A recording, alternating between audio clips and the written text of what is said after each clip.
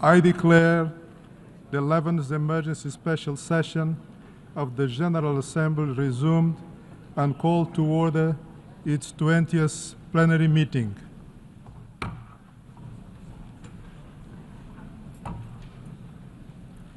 Members will recall that in its resolution ES-11/6 of the 23 February 2023, the Assembly decided, and I quote, to adjourn the 11th emergency special session of the General Assembly temporarily and to authorize the President of the General Assembly to resume its meetings upon request from Member States, end of quote.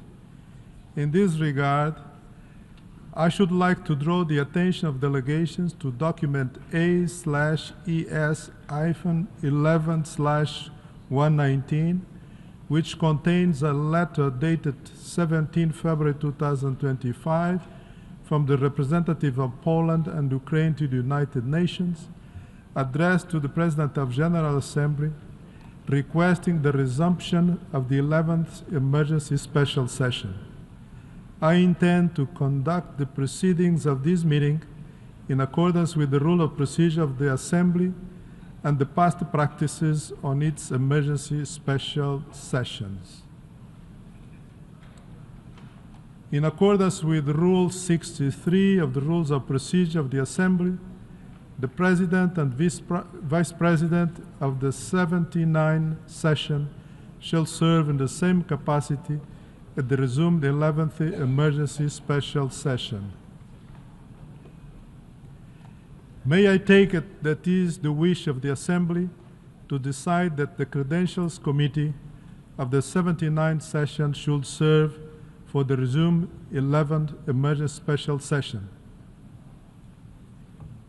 It is so decided.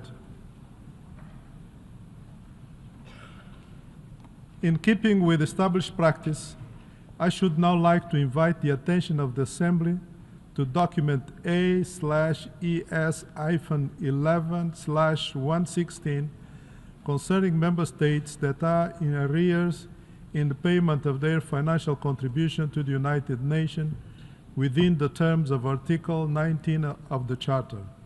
In addition, I would like to inform members that since the issuance of document A/ES-11/116, Cabo Verde and Grenada have made payments necessary to reduce their arrears below the amount specified in Article 19 of the Charter. This information will be reflected in document A/ES-11/116/Addendum 1 to be issued. May I take it that the Assembly duly takes note of the information contained in these documents? It is so decided. In this connection, may I further take it that it is the wish of the Assembly to follow the provision of Resolution 79/3 of 9 October 2024, by which São Tomé and Príncipe is permitted to vote in the Assembly until the end of its 79th session, and to also allow these member states to vote at the resumed 11th emergency special session? It is so decided. The Assembly will now resume its consideration of Agenda Item 5, entitled Letter dated 28 February 2014 from the Permanent Representative of Ukraine to the United Nations, addressed to the President of the Security Council, S/2014/136. In this connection, the Assembly has before it two draft resolutions contained in documents A/ES-11/L:10 and L:11, and draft amendments to draft resolution A/ES-11/L:11, contained in documents A/ES-11/L 12, L 13, L 14, and L 15.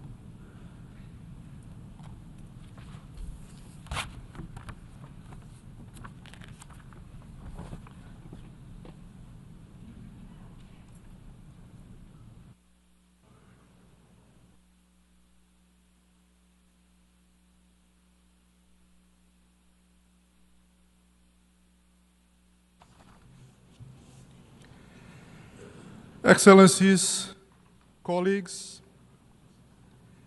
today marks a grim milestone.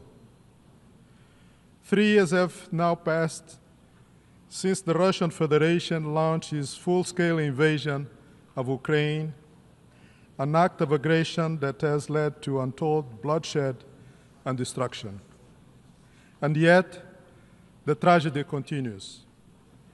According to the Office of High Commissioner for Human Rights, civilian casualties rose by 30% last year compared to the year before.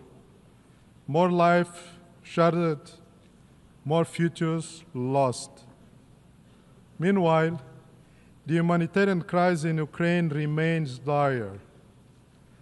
The 2025 Humanitarian Needs and Response Plan, launched last month, estimate that 12.7 million people, roughly 36% of the country's population, will require assistance this year.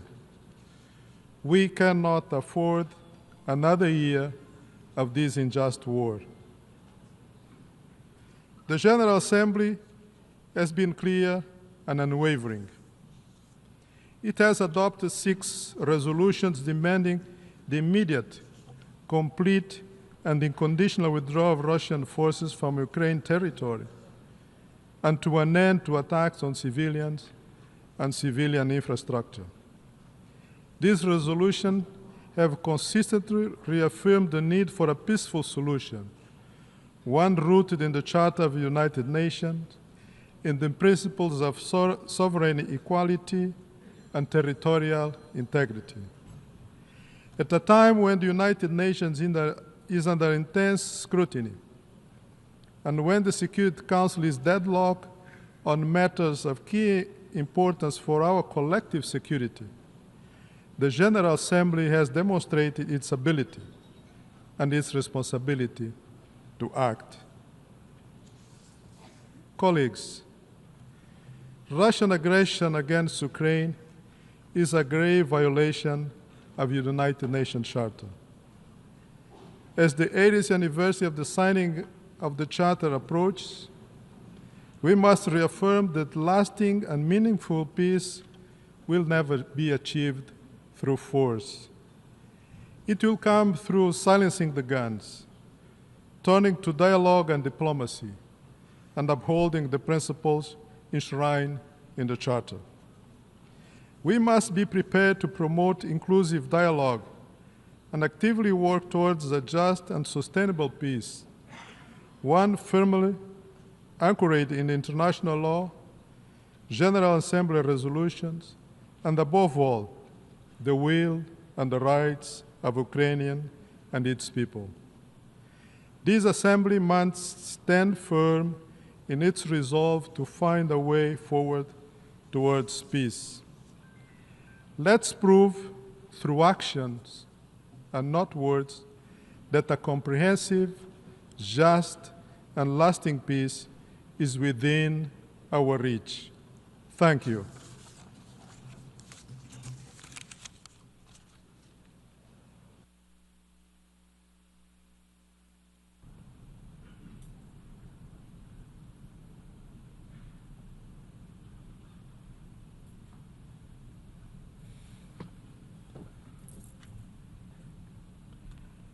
I now give the floor to Her Excellency Mariana Betsa, Deputy Minister of Foreign Affairs of Ukraine, to introduce draft resolution A/ES-11/L 10.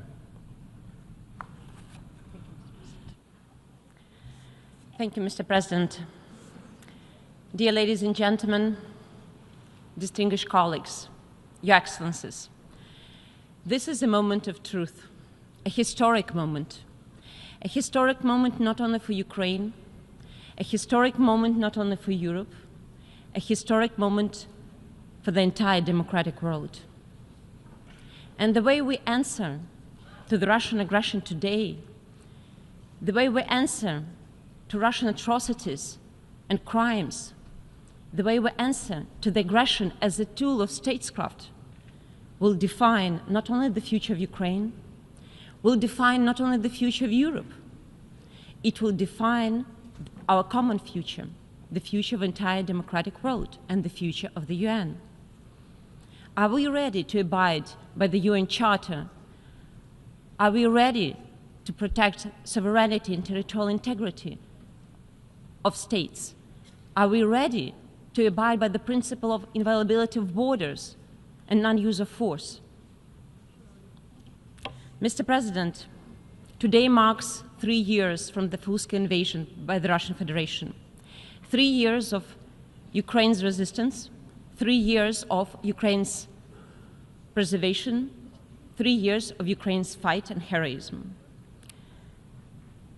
But let me recall that the war started 11 years ago in 2014.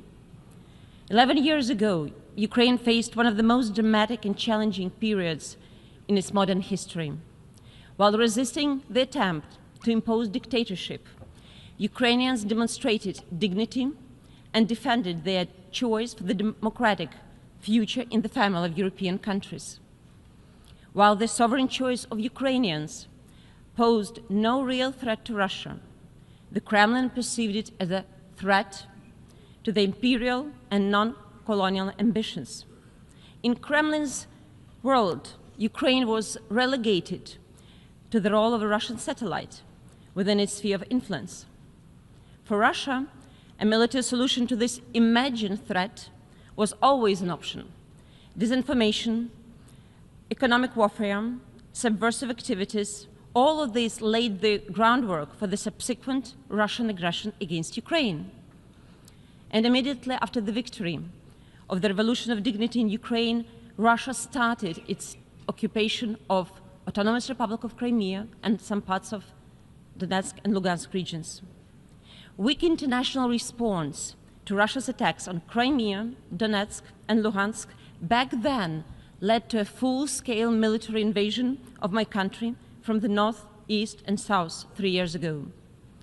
Russia has plunged the entire world into yet another war, a war totally unprovoked, unjustified, and unlawful, driven solely by morbid geopolitical delusions of the past, and yet the bloodiest war in Europe after the Second World War. And all of us became the targets. Ukraine and Ukrainians, because Russia denies our every right to exist. The world has become a target because Russian missiles do not only strike Ukraine, they also shatter the global security architecture, which 3 years into this invasion remains riddled with gaping holes, much like the country's countless residential buildings destroyed across Ukraine. The United Nations is under attack because Russia attacked every foundation of the UN Charter, blatantly violated the UN Charter and the core principles enshrined in it. Russia wants to replace the world based on international law to the world based on the rule of force. And finally, Russia attacked humanity. Humanity itself is under attack.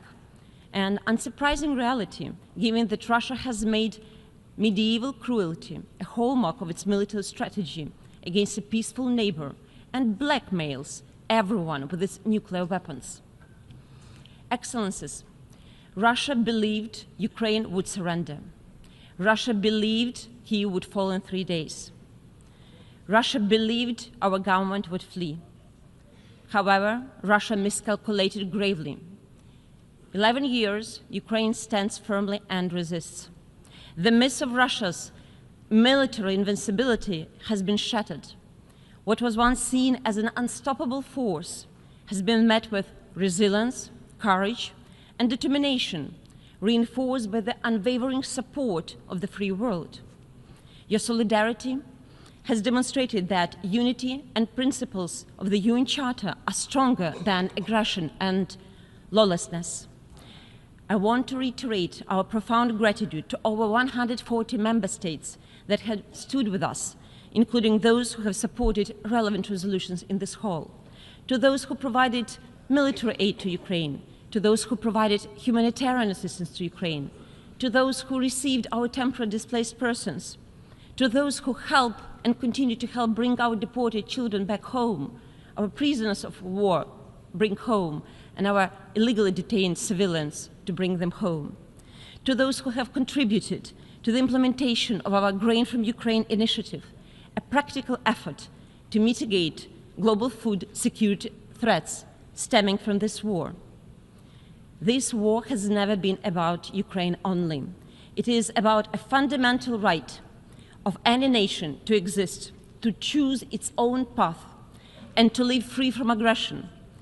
If aggression is justified and a victim is blamed for its resilience and a will to survive, then no country is safe. Today, Ukraine fights not only for its own independence, but for a world of nations that are not divided into predators and prey, where no zones of conflict, of influence, and gray zones exist. We're fighting for a world which cannot be divided by any another Molotov-Ribbentrop Pact. We stand up for the world where the future of a nation cannot be determined by another Yalta Conference. Mr. President, 3 years of Russia's full-scale invasion against Ukraine have made it clear that we are dealing with a protracted, high-intensity war with extreme levels of casualties and spillover effect, rippled across different areas and continents. Let me stress once again that the UN were formed after the Second World War to prevent future wars and maintain international peace and security. Against the backdrop of ongoing and upcoming peace efforts, the General Assembly should take a pivotal role in determining the basis for the just and lasting peace in Ukraine and in Europe, as well as its standing for sovereignty of all states.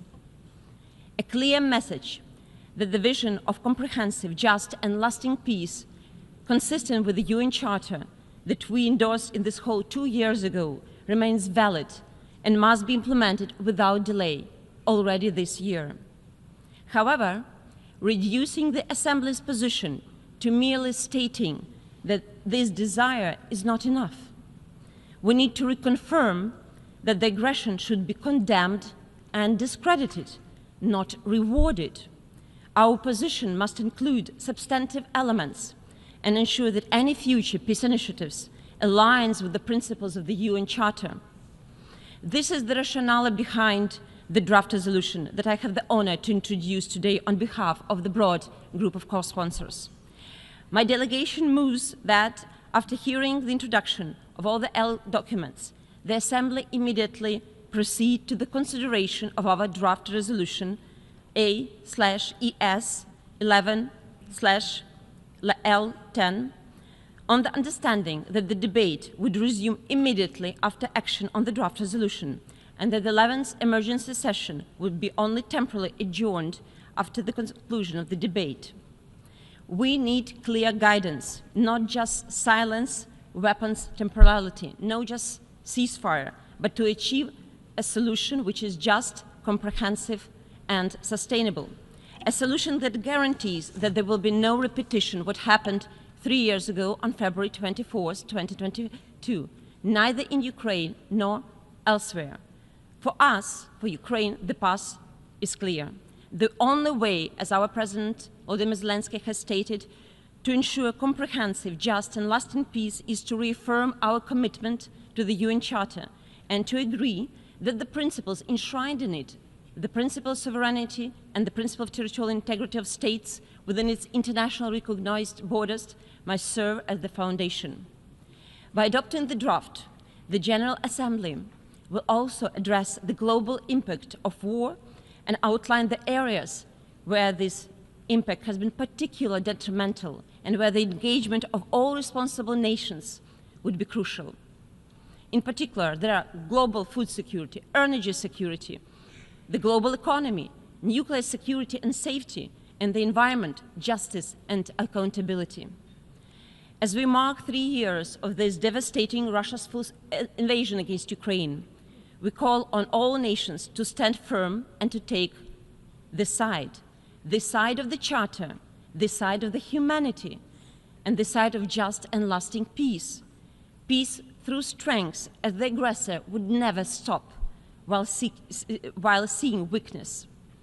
Excellencies, Ukraine's commitment to the UN Charter's principle traces back to the first day of our organization.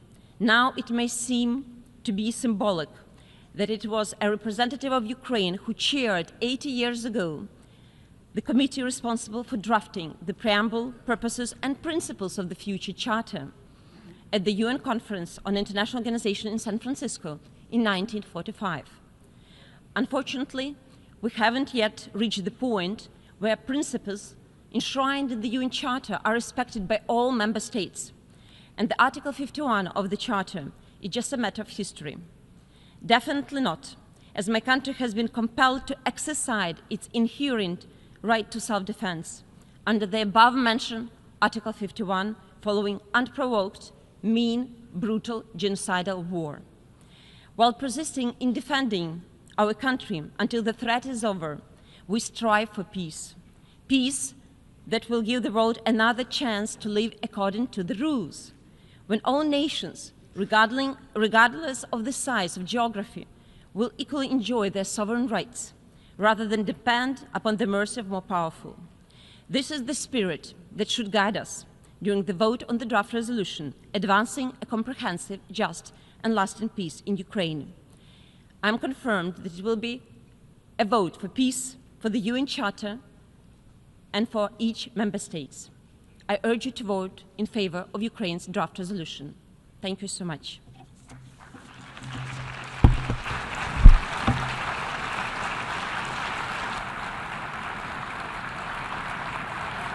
I thank the Deputy Minister for Foreign Affairs of Ukraine. I now give the floor to the distinguished representative of the United States to introduce draft resolution A/ES-11/L.11.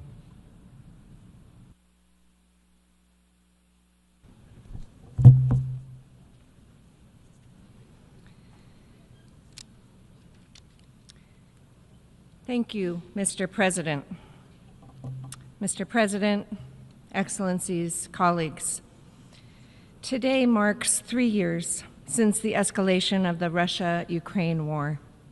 We have all been concerned about the suffering in Ukraine and the war's effects on the rest of the world. Since the start of the war 11 years ago, the United Nations has repeatedly condemned Russia's blatant violations of the UN Charter. Multiple resolutions of the General Assembly have demanded that Russia withdraw its forces from Ukraine. Those resolutions have failed to stop the war. It has now dragged on for far too long and at far too terrible a cost to the people in Ukraine, in Russia, and beyond. Generations of Ukrainians and Russians have died unnecessarily as the war has brought the world closer to a nuclear confrontation. The longer it continues, the greater the suffering for both nations. This war must end now. It is time for member states to return to the purposes and principles of the Charter, mainly to maintain international peace and security, including through the peaceful settlement of disputes.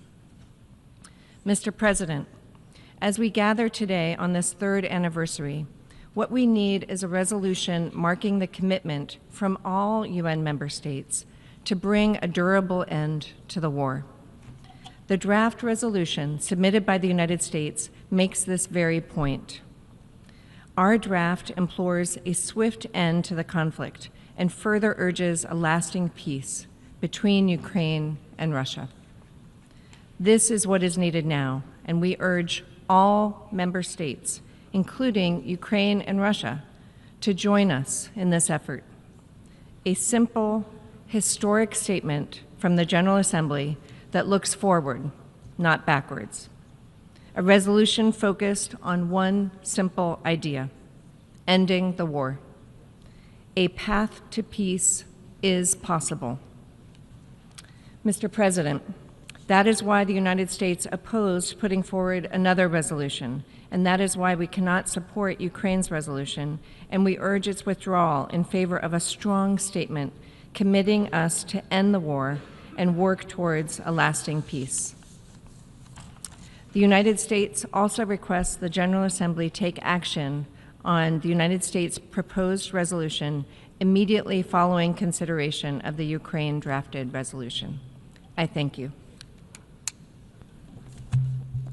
I thank the distinguished representative of the United States. I now give the floor to the distinguished representative of the Russian Federation to introduce draft amendment A/ES-11/L.12. Господин председатель, Mr. President, distinguished colleagues, today we are witnessing historic events. Not every generation gets a chance to see them. In front of our eyes, the multipolar world is taking its outlines. The world that should have come into being 30 years ago at the end of the Cold War, which put a line under the ideological confrontation between the Soviet Union and the West. At the time, the world was full of hope for a better future, hope for cooperation between key actors for the interests of the whole mankind, ending a world and creating a new indivisible system of security where former foes would become allies and we work on international problems together. Unfortunately, at the time, that logic did not come to the fore and the ideology of cooperation was gradually replaced by the philosophy of the zero-sum game. This was not our choice, and we have warned many a time about the dangers this kind of logic contains within itself.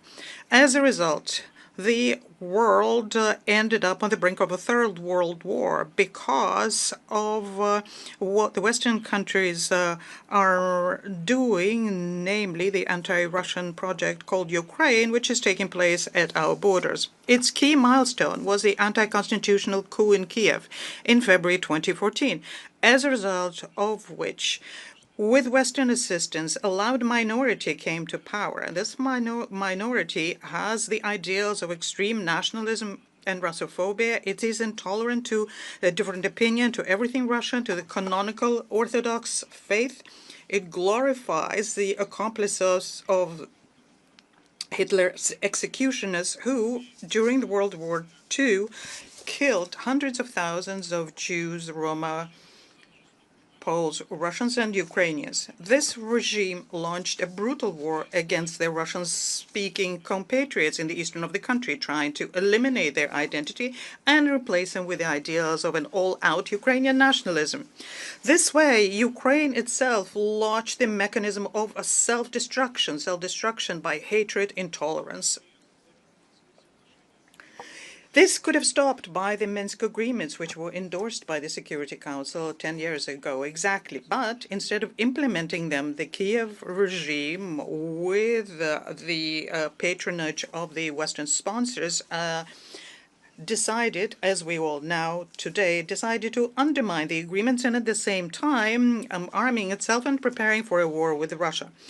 The citizens of Ukraine tried to stop this mechanism again when 3/4 of them in May 2019 voted for the new Ukrainian president, Vladimir Zelensky, who promised peace on the eastern part of the country, promised to protect the Russian language and the rights of the Russian-speaking citizens, promised to end the glorification of Nazi accomplices, and to restore good neighborly relations with Russia. Unfortunately, when he became president, he treacherously turned the country back to its earlier suicidal and inhumane course. All this time, Russia, on its part, showed patience and restraints, did not give in to the provocations from Kiev and its Western sponsors. And we kept stating very clearly at the same time that we were not going to give up on the Russian people. We will not allow them to be persecuted or to have their identity changed. There was another red line for us, and that was Ukraine's membership in NATO. That created an unacceptable military strategic risks for Russia.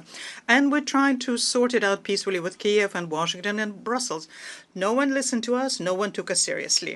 And it was only when 3 years ago it became absolutely clear that both of the red lines were going to imminently crossed by Ukraine, we had to start the special military operation, stating clearly what its goals were.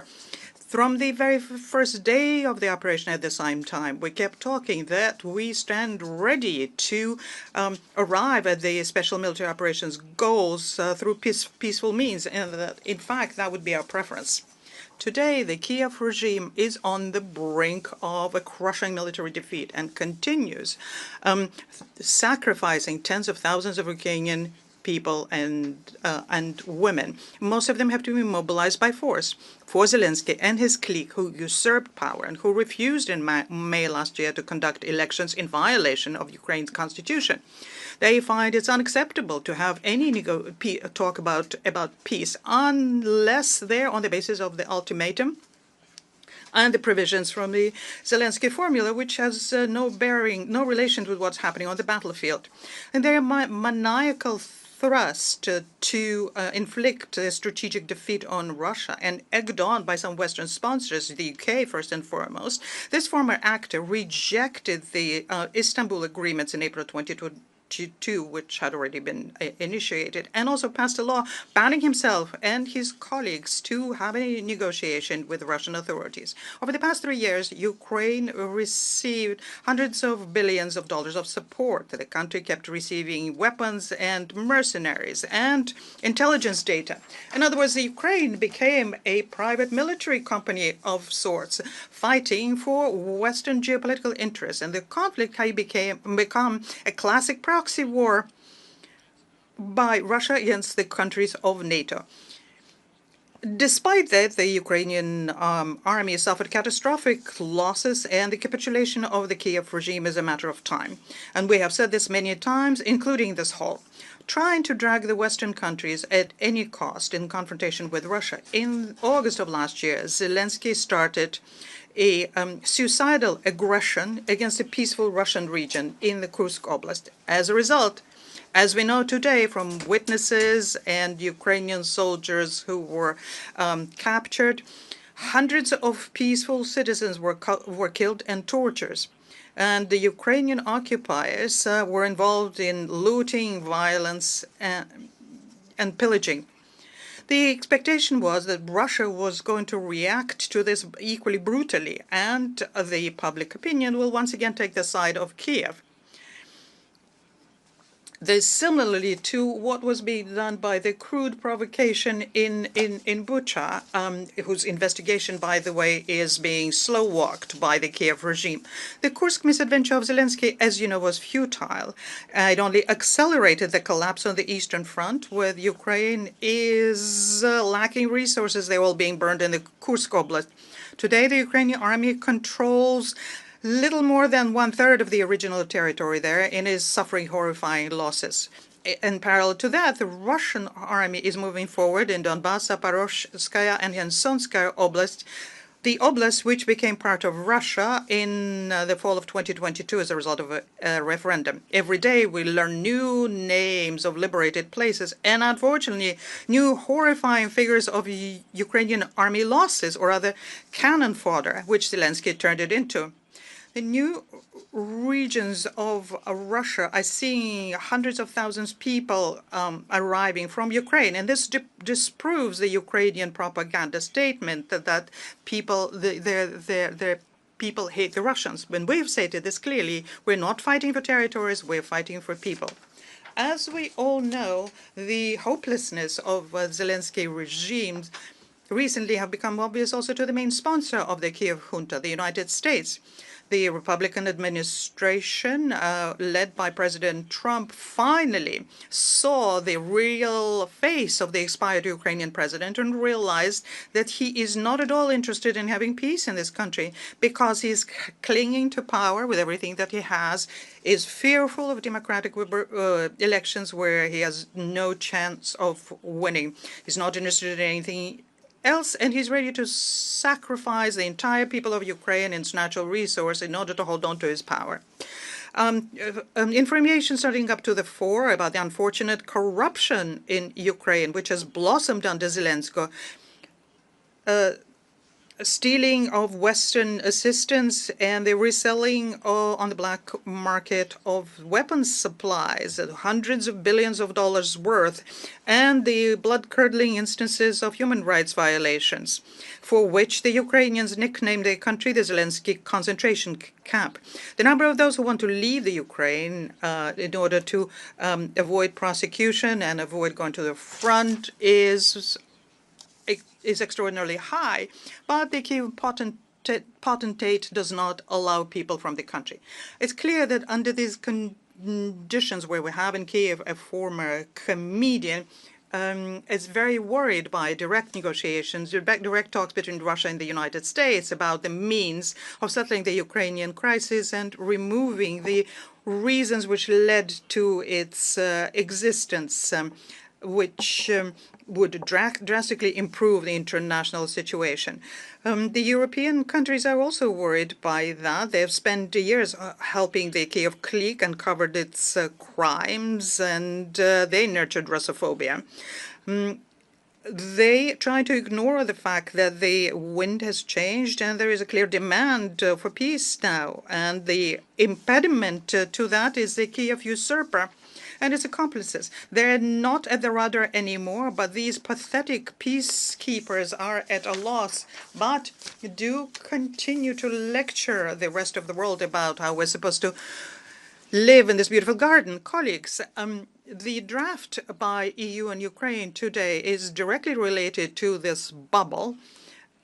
It is slapped together by this grouping which is trying to ignore realities on the ground on the one hand and include into the key elements from the Zelensky formula, the failed Bergenstock process, and on the other hand trying to cover it up at the same time, round it off to make sure that the countries of the global south do not see such unpleasant undertakings. They are very interested in figures today to present them as support of the Kiev regime and prolong its agony for some time. But it will be the everyday Ukrainians who will pay for this with their lives. Think about this.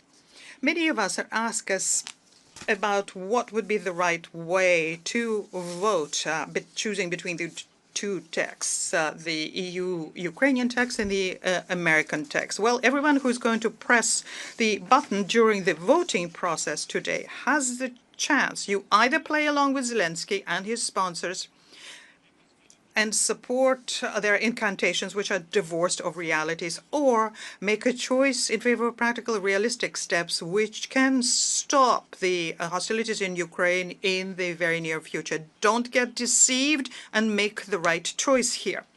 The second draft resolution was submitted by our American colleagues, and this text is, of course, a step in the right direction.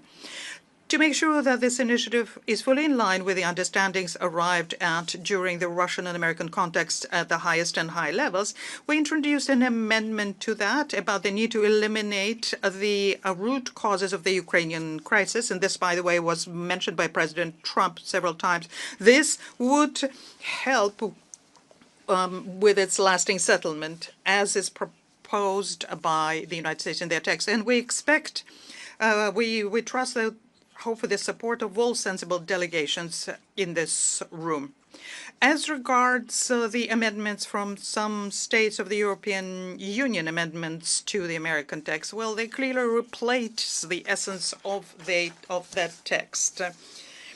If they were to pass, then we will have, instead of something that's full of common sense, we will have an ultimatum in the spirit of the Bergenstock process, and it will distance the settlement of the conflict away from us, and will be not different from politicized products during this emergency special sessions. We shall be voting against them and urge all member states to do the same. I thank the distinguished representative of the Russian Federation. I now give the floor to the distinguished representative of France to introduce draft resolution A/ES-11/L:13, L:14 and L:15.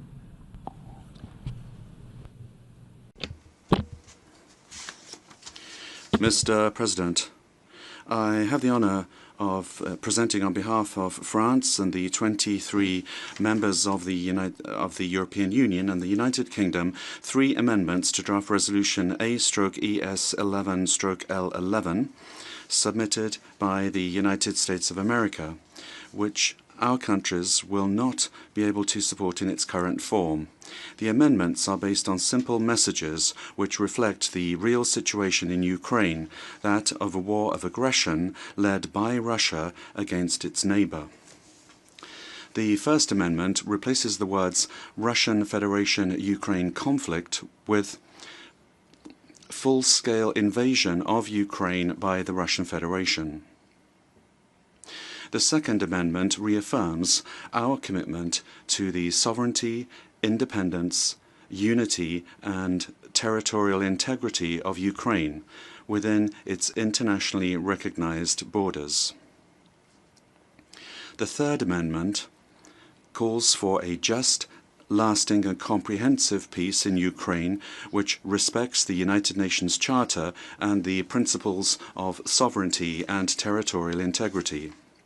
We call upon all member states to vote in favor of these 3 amendments, which recall that in this conflict there is an aggressor state and a state subject to that aggression. And this marks our attachment to peace and a just and lasting peace, which must take as its basis the United Nations Charter and international law. Voting in favor of these amendments is a vote for the United Nations Charter and its principles. It is a vote for international law. Thank you. Mr. President, I would now like to make a statement in my national capacity. We're meeting today 3 years, day for day, after the beginning of the large-scale invasion of Ukraine by Russia to call for a global, just and lasting peace in Ukraine. 3 years ago, Russia launched a brutal and unjustified war of aggression against a sovereign state, Ukraine, which was not threatening it in any way, and it already was illegally occupying part of its territory, and that since 2014. In doing this, Russia violated and continues to flagrantly violate the United Nations Charter and the principles of sovereignty and territorial integrity that we all share. Russia, for 3 years now, has been inflicting unbearable suffering on the civilian population of Ukraine. Millions of Ukrainian men and women today are either refugees or have been displaced. Russia is bombing indiscriminately towns and civilian energy infrastructure in Ukraine. This is a risk for the security and safety of nuclear establishments. It is worsening the food crisis throughout the world. It is flouting international humanitarian law. It is guilty of war crimes and even crimes against humanity. The authors of these crimes must be held to account. France will pursue its support for international and Ukrainian jurisdictions, as well as for all of the mechanisms of inquiry aimed at establishing responsibility for the crimes committed by Russia in Ukraine. Mr. President, Russia must cease its war of aggression in Ukraine. Since the 16th of March 2022, the International Court of Justice has demanded that Russia immediately suspend its military operations. Since the 24th of February 2022, this is now the 8th time that this General Assembly is meeting in order to condemn the Russian aggression and to call for the respect for the territorial integrity of Ukraine. France is committed to a resolution of the conflict. Our authorities are at the highest levels and are working on this. We want a global peace that is just and lasting, based on the UN Charter and international law. Peace which does not recompense the aggressor, which does not tread underfoot the rights of the party under attack. Peace which respects the sovereignty, territorial integrity and independence of Ukraine. This Assembly, for 3 years now, with its resolutions on the situation in Ukraine, has been the moral compass of this organization, the guarantor of an international rules-based order based on the sovereign equality between states. Where the Security Council has failed, the General Assembly has defended the law.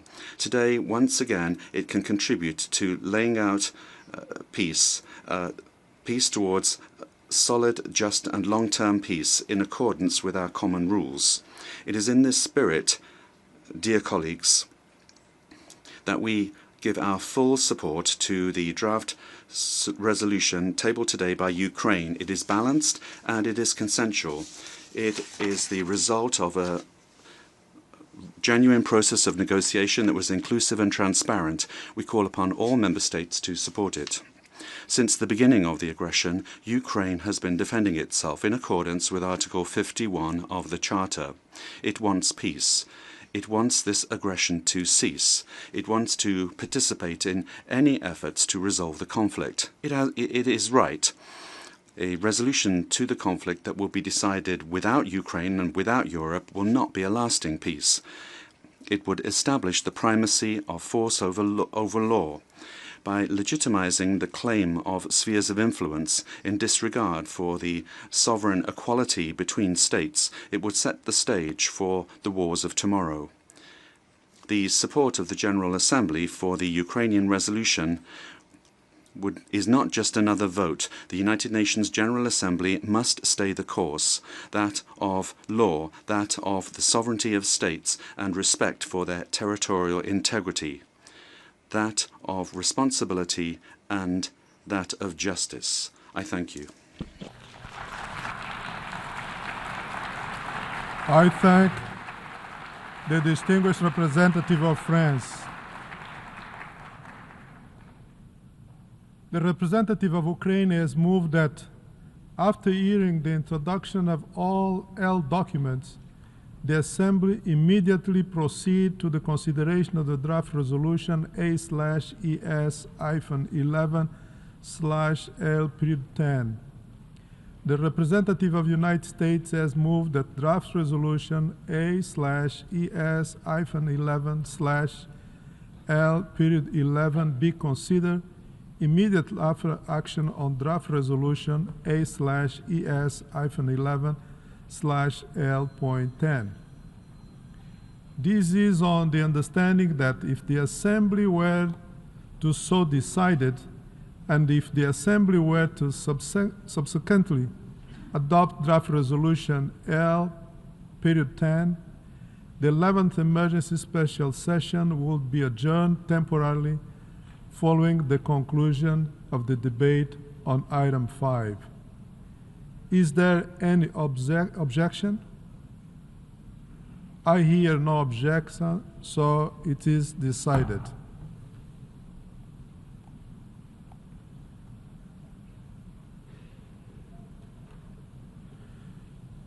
We shall now proceed to consider draft resolution A/ES-11/L-10 and L-11 and draft amendments A/11/L-12, L-13, L-14 and L-15.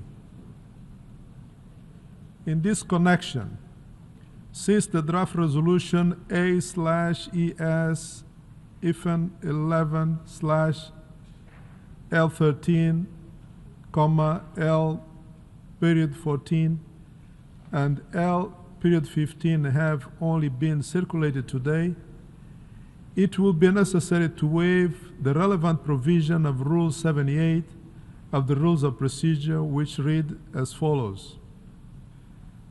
As a general rule, no proposal shall be discussed or put to the vote at any meeting of the General Assembly unless copies of it have been circulated to all delegations no later than the day preceding the meeting. Unless I hear no objections, I shall take it that the Assembly agrees to waive Rule 78. It is so decided.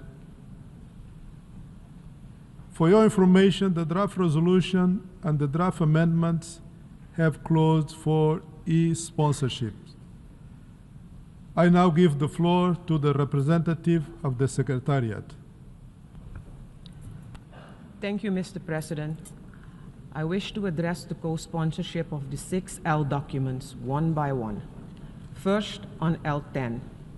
Since the submission of the draft resolution, and in addition to the delegations listed on the L document, the following countries have also become co-sponsors of A/ES11/L10: Antigua and Barbuda, Capo Verde, Fiji, Myanmar, Papua New Guinea, Suriname, and Tonga.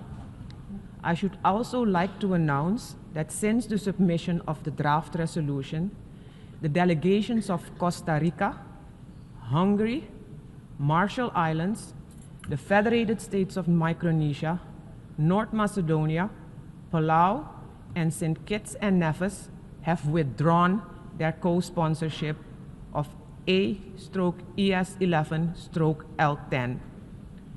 If any countries wish to co-sponsor A/ES11/L10, please signify by pressing the microphone button now.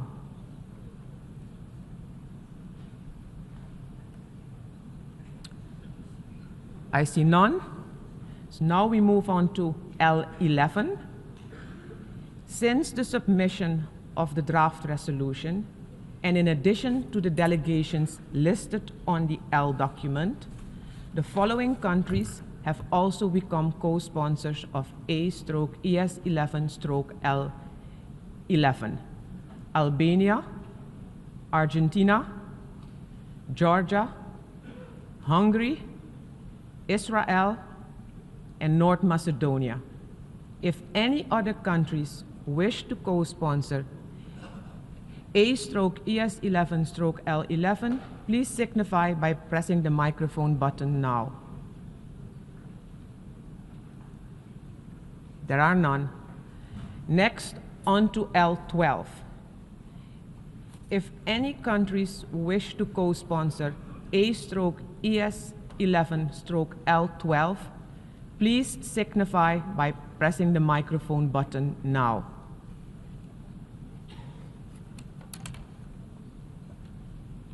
There are no additional co-sponsors for L12, so now we go on to L13. Since the submission of the draft amendment, and in addition to the delegations listed on the L document, the following countries have also become co-sponsors of A/ES11/L13: Canada, Iceland, Italy, Liechtenstein, Monaco, Norway, the Republic of Moldova, and Switzerland. If any other countries wish to co-sponsor A/ES11/L13, please signify by pressing the microphone button now. I see Andorra.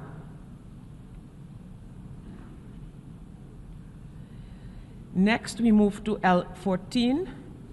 If any countries wish to co-sponsor A/ES11/L14, please signify by pressing the microphone button now. Andorra. That's it.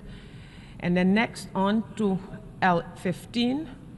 Since the submission of the draft amendment, and in addition to the delegations listed on the L document, the following countries have also become co-sponsors of A/ES11/L15: Canada, Iceland, Italy, Liechtenstein, Monaco, Norway, Republic of Moldova, and Switzerland.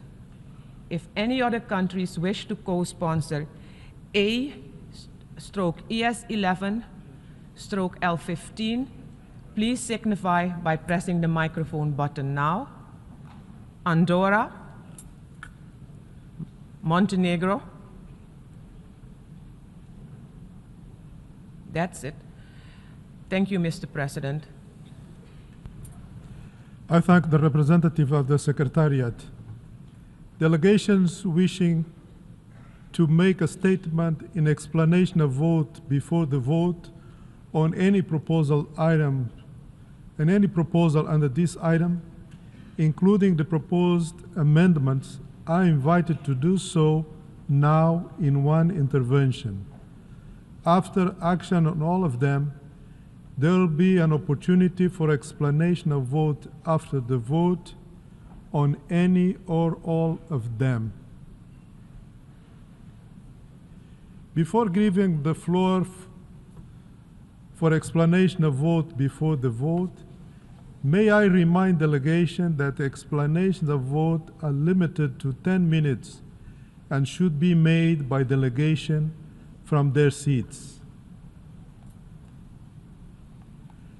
I give the floor to the distinguished representative of China. I am. President, China's position on the Ukraine issue has been clear-cut, unequivocal, and consistent.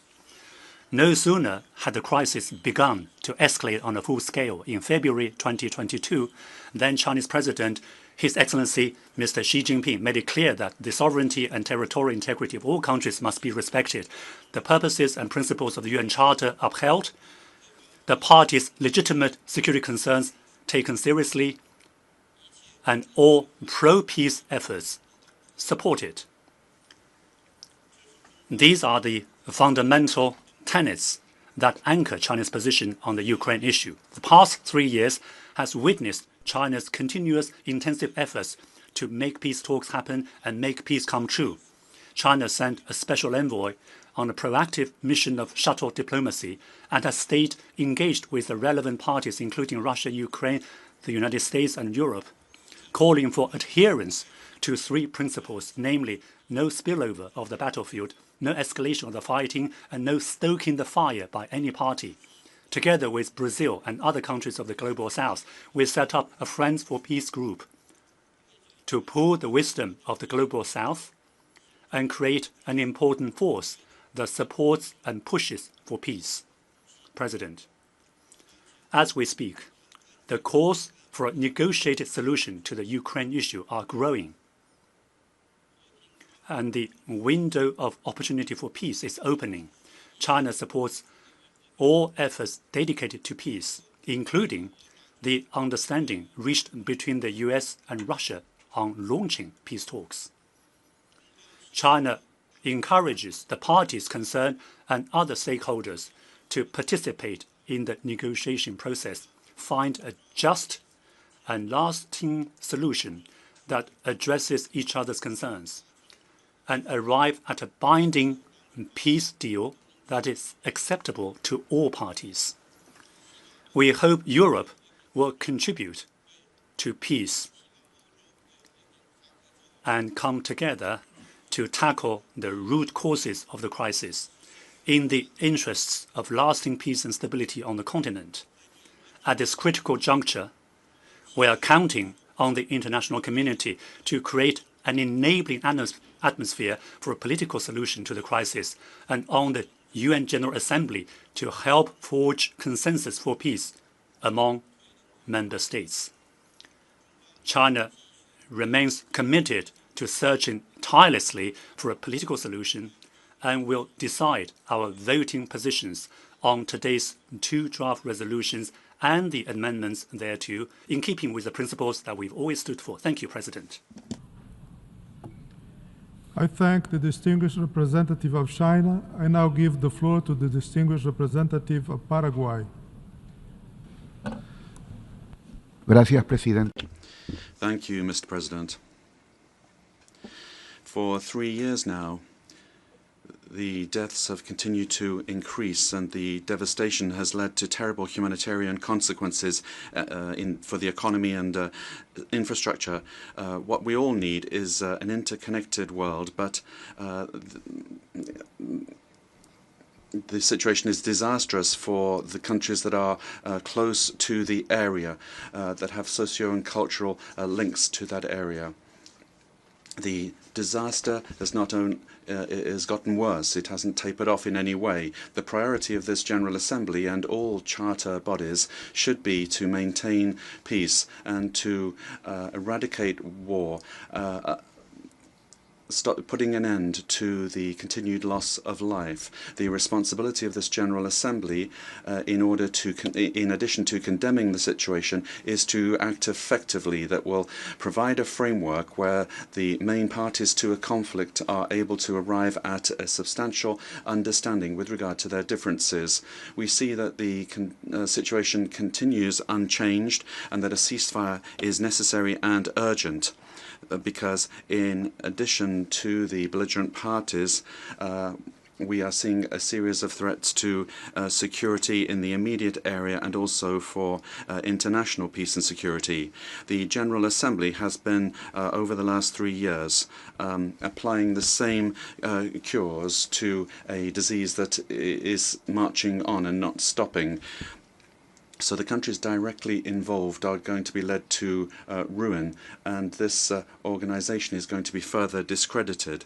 Paraguay believes the time has come to search a new path, new opportunities, and we feel that the new proposal L11 provides us with this, a new opportunity to enter into dialogue, pause the situation, have a dialogue between everyone that is involved to work towards a substantive solution. Paraguay has always supported peace with our positive votes on resolutions approved with regard to this situation, and we want the situation to end, and therefore we would stress that resolutions ES 1114 of 2022 and ES 116 of 2023, approved by this General Assembly at last meetings of this special emergency session, continue to be enforced. They are part of international law. However, it's also true that we now have the opportunity to take another look at the situation in our search for peace and understanding between the parties to the conflict, and Paraguay would like to support this opportunity. For all these reasons, Paraguay will vote in favor of proposal L11, and we will abstain on proposal L10. Thank you very much. The representative of Paraguay, and now I give the floor to the distinguished representative of Indonesia. Thank you, Mr. President. Indonesia has consistently called for an immediate cessation of hostilities to end the war in Ukraine and for peace to prevail. This position is firmly rooted in Indonesia's principled foreign policy, one that upholds the UN Charter, adherence to international law, respects territorial integrity, and promotes peaceful settlement of dispute through an inclusive process. Our President has repeatedly reaffirmed Indonesia's commitment to peace in Ukraine and has even contributed by putting forward a peace proposal to push the parties towards negotiation and a comprehensive settlement. Lasting peace requires all parties to sit together and give diplomacy a chance to end a conflict that continues to have grave humanitarian consequences. The devastation that emanates from conflict in Ukraine is undeniable, both for the Ukrainian people as well as to the world at large, including to the global south.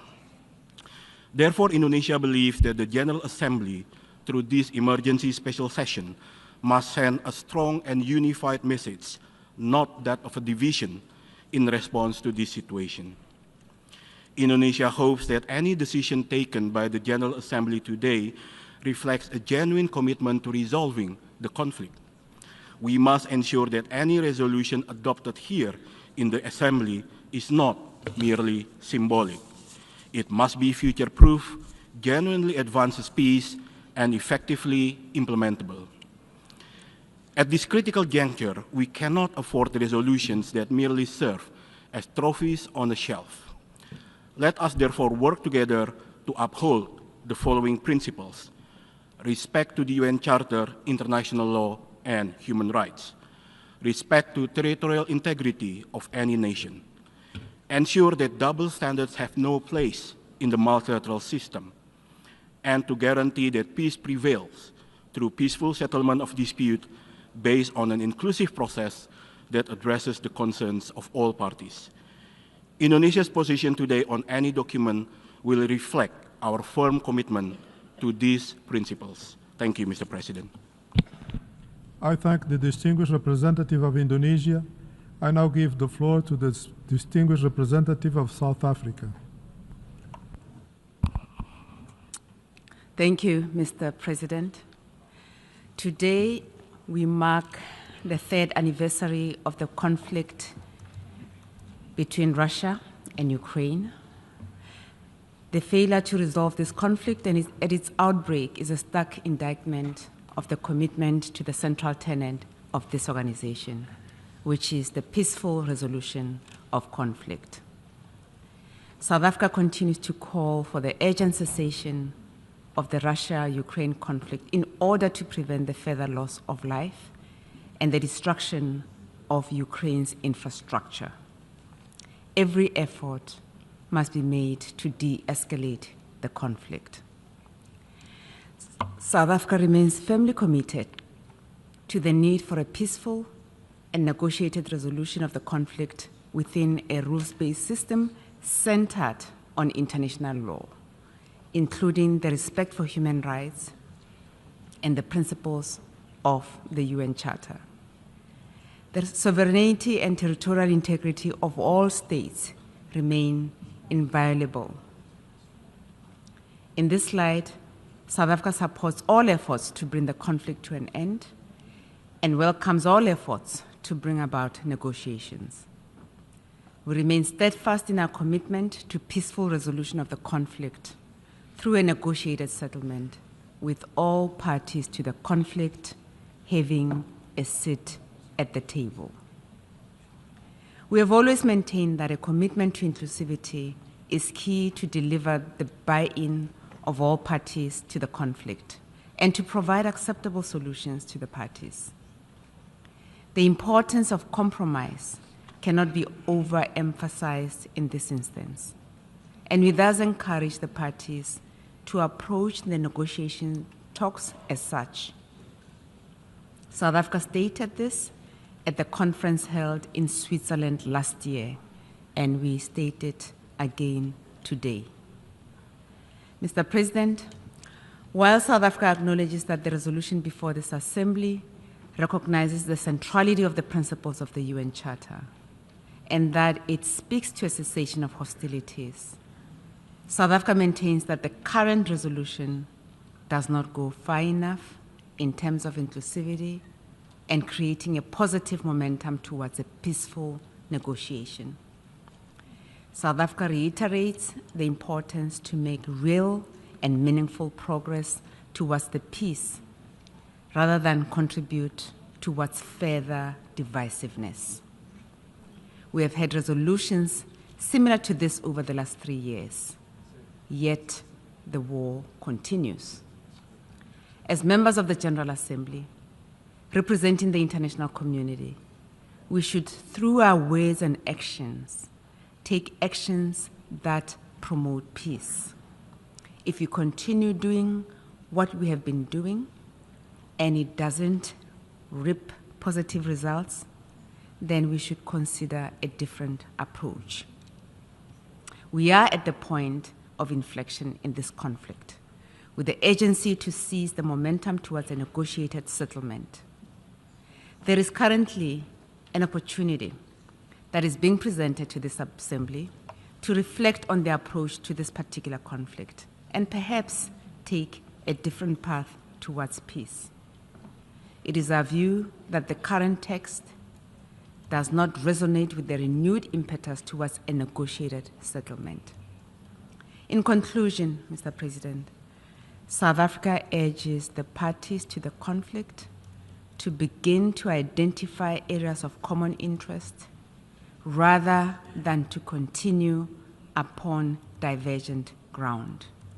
It is in this context that South Africa will abstain from this resolution as proposed by Ukraine. I thank you. I thank the distinguished representative of South Africa. I now give the floor to the distinguished representative of the United States. Thank you, Mr. President.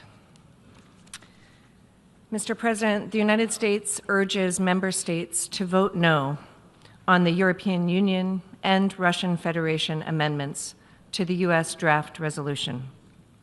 We cannot support them. These amendments pursue a war of words rather than an end to the war. The attempt to add this language detracts from what we are trying to achieve with this forward-looking resolution, a firm consensus from the members of this body to unite behind a resolution calling for the end to this conflict. We urge other members to join us in rejecting these amendments as we work toward the goal of building a lasting peace between Ukraine and Russia. I would ask all members to remember that the U.S. resolution is not the peace deal. It is the path to peace. Mr. President, if these amendments pass, the United States would consider that the resolution will no longer be able to achieve the consensus of this body on the most solemn pursuit, the pursuit of peace. Neither these amendments nor the resolution offered by Ukraine will stop the killing. The UN must stop the killing. We urge all member states to join us in returning the UN to its core mission of international peace and security. Thank you, Mr. President. I thank the distinguished representative of the United States. Now I give the floor to the distinguished representative of Spain. Thank you, Mr. President.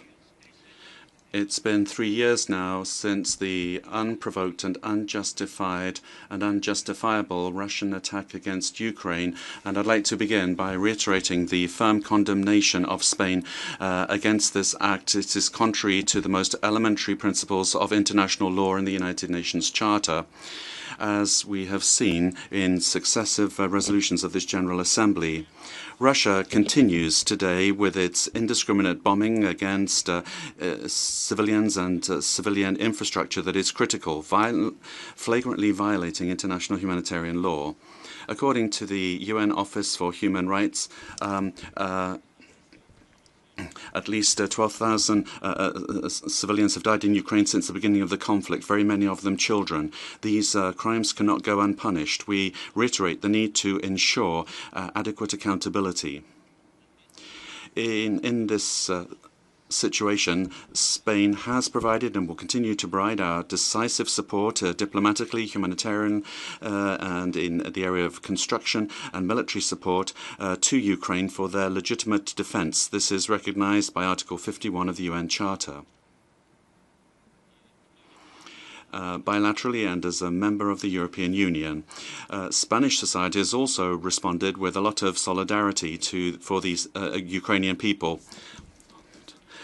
We have welcomed 230,000 Ukrainians since the crisis started, opening up our schools and hospitals and communities to them. In coming weeks and months, we insist that nothing that affects Ukraine's future must be done without Ukraine. There needs to be a path towards a just, lasting and comprehensive peace, and that has to include Ukraine. Ukraine and the Ukrainians have to lead their own peace process as heroically they have been defending their country. It has to be Ukraine that will decide on the conditions for the beginning and conclusion of the peace negotiations. The international community cannot allow peace at any price, or for Russia to be rewarded for having attacked a member state of this organization. The peace achieved must be peace based on international law and the United Nations Charter. Otherwise, international order and border stability, not only in Europe but throughout the world, will be in danger. Finally, we once again demand the immediate, unconditional, complete withdrawal of Russian troops from all of Ukraine's territory, from the borders internationally recognized. This is an attack against the principles of the Charter, and it must not continue one day longer. And for all of these reasons, Mr. President, we have co-sponsored and we will be voting in favor of Resolution L10. The distinguished representative of Spain. I now give the floor to the distinguished representative of Pakistan.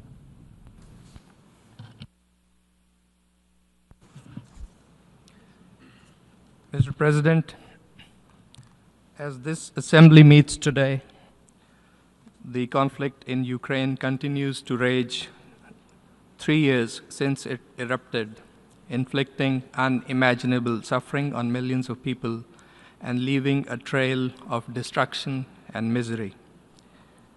And so far, even as the military and humanitarian crisis has intensified, the pursuit of peace has remained largely absent and elusive. Pakistan is deeply concerned by this conflict that has caused immense human suffering and massive damage to infrastructure, economy, and society.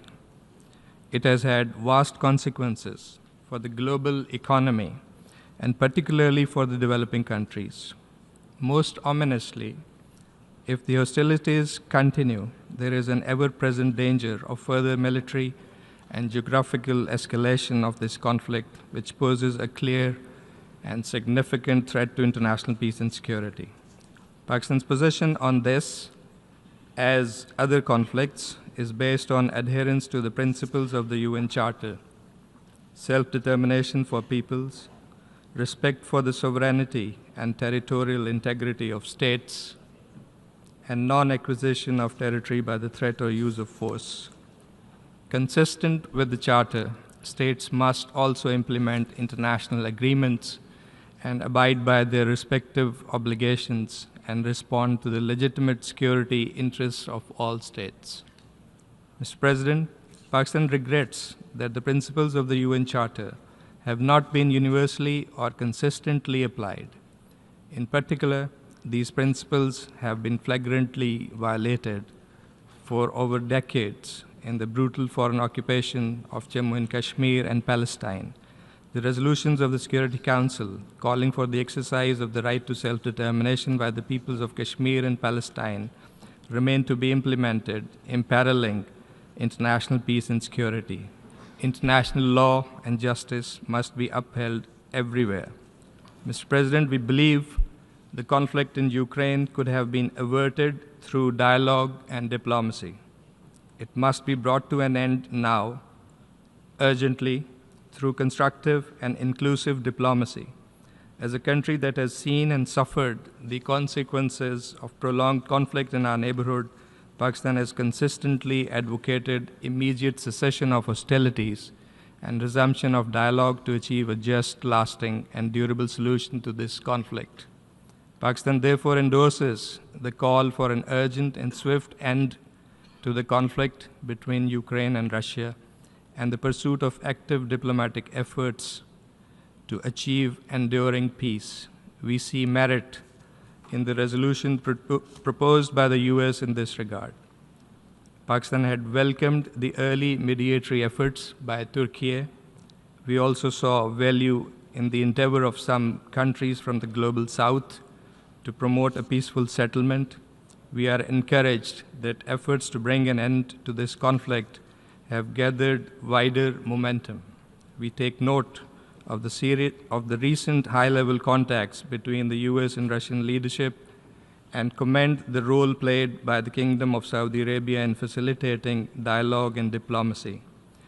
Mr. President, Pakistan would welcome any initiative which helps lead the parties to arrive at a pacific and sustainable settlement of this tragic conflict through constructive and inclusive diplomacy, in full respect for the UN Charter, international law, and relevant multilateral agreements, and which is responsive to the legitimate national security interests of all sides.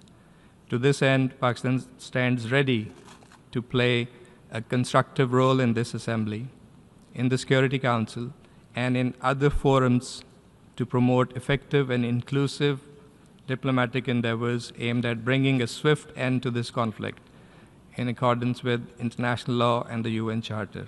As we vote on different proposals today, we hope everyone will come together, united for peace. We must not miss this opportunity. I thank you. I thank the distinguished representative of Pakistan, and I'll give the floor to the distinguished representative of Azerbaijan. Mr. President, after 3 years, the situation in Iran, Ukraine continues to pose a serious threat to peace and security at the regional and global levels. Of particular concern is an increased humanitarian impact as civilians bear the major burden of hostilities. Azerbaijan stands for the earliest peaceful settlement through diplomatic means, in full compliance with the norms and the principles of international law guiding interstate relations, in particular those relating to the sovereignty and territorial integrity of states, and the inviolability of borders, and encourage the dialogue between the parties to that end. Thank you. I thank the distinguished representative of Azerbaijan, and now give the floor to the distinguished representative of Canada.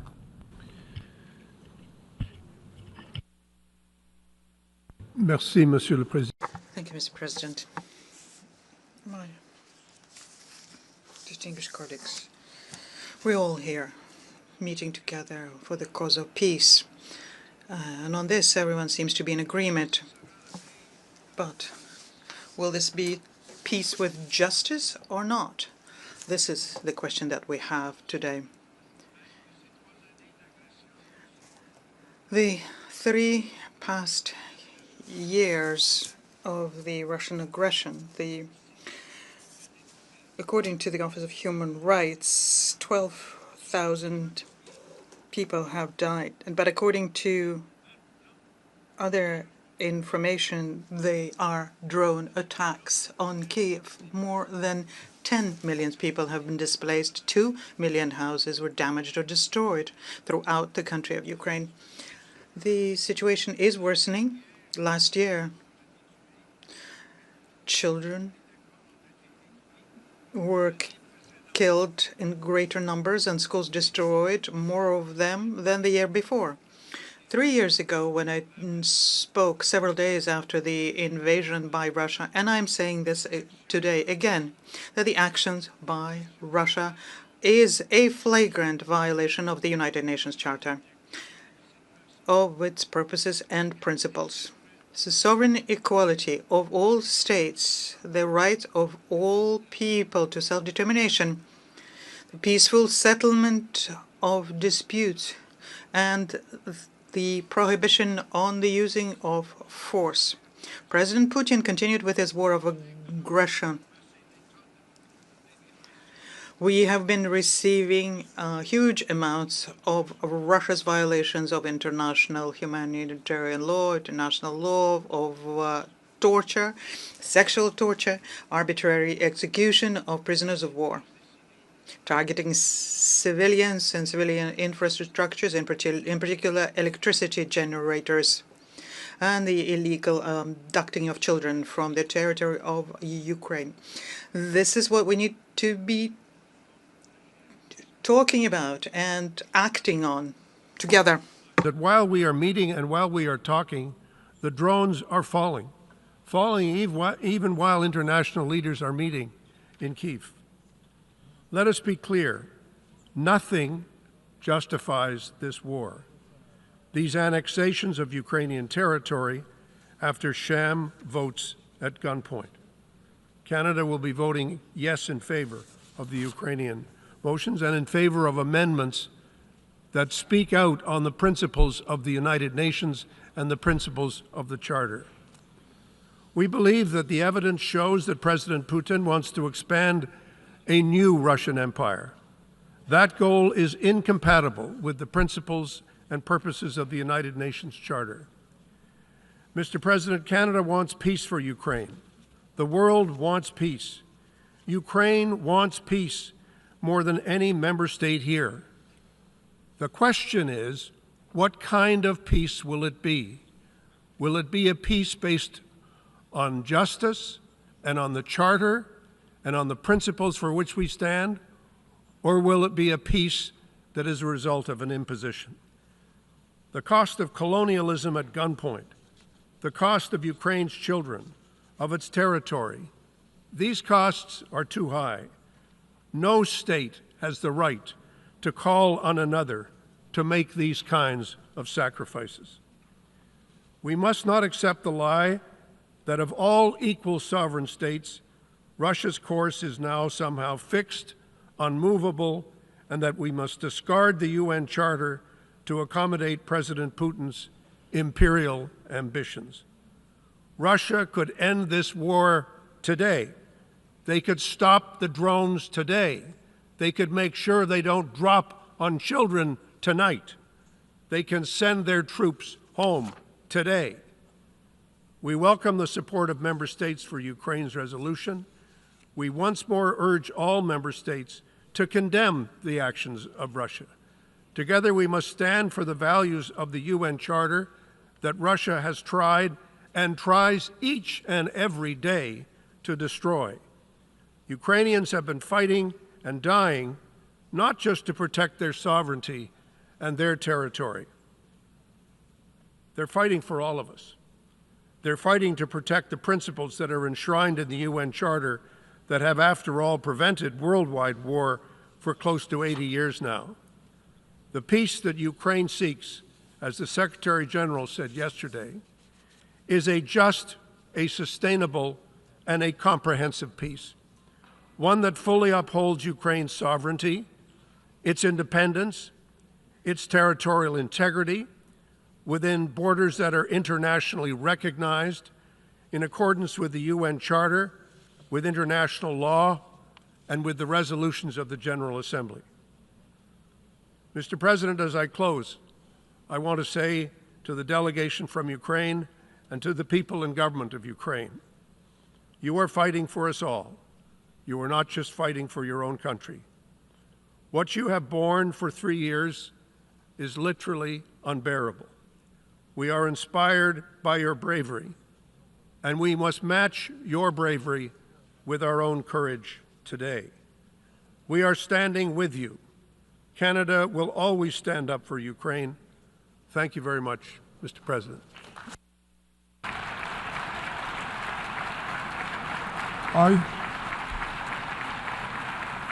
I thank the distinguished representative of Canada. We have heard the last speaker in the explanation of vote before the vote.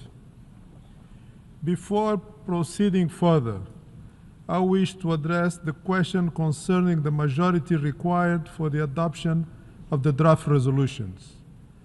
I would like to remind members that Rule 84 of the Rules of Procedure provide as follows, and I quote, "Decisions of the General Assembly on amendments to proposals relating to important questions and on parts of such proposals put to the vote separately shall be made by a 2/3 majority of the members present and voting." End of quote.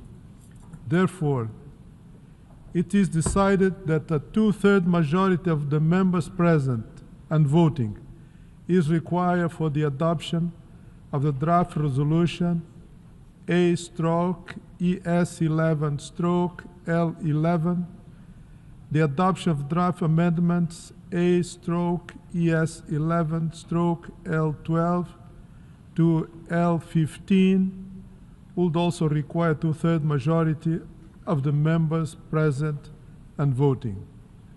In light of Article 18, paragraphs 2 and 3 of the Charter of the United Nations, is there any objection to taking action on draft resolution A/ES11/L10 and L11 by a two-thirds majority of the members present and voting?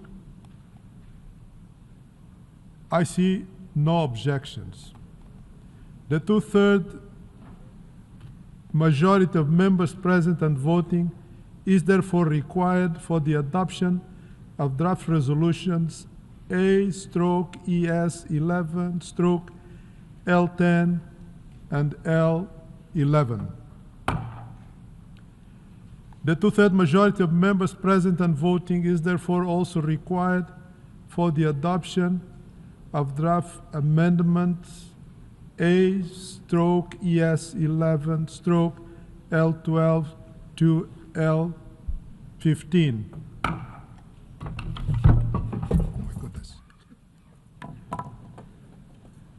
The Assembly will turn to draft resolution A/ES11/L10 and L11 one by one. The Assembly will now take a decision on draft resolutions A/ES11/L10 entitled Advancing a Comprehensive, Just, and Lasting Peace in Ukraine. A recorded vote has been requested. We shall now begin the voting process. Those in favor of draft resolution A/ES11/L10, please signify. Those against, abstentions. The Assembly is now voting on draft resolution A/ES11/L10 entitled Advancing a Comprehensive, Just and Lasting Peace in Ukraine. Will all delegations confirm that their votes are accurately reflected on the screen?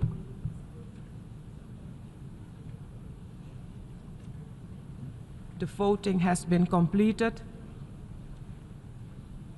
Please lock the machine.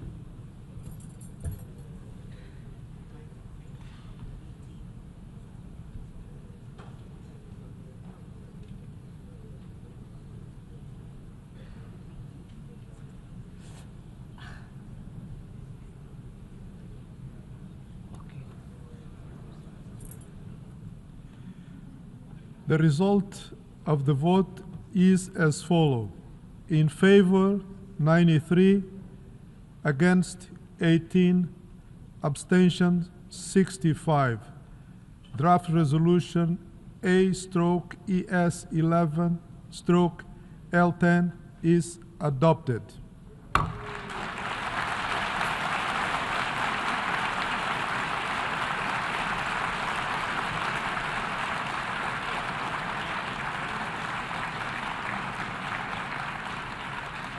Before we proceed to take action on draft resolution A/ES11/L11, in accordance with Rule 90 of the Rules of Procedure, the Assembly shall first take a decision on draft amendments A/ES11/L12 to L15, one by one.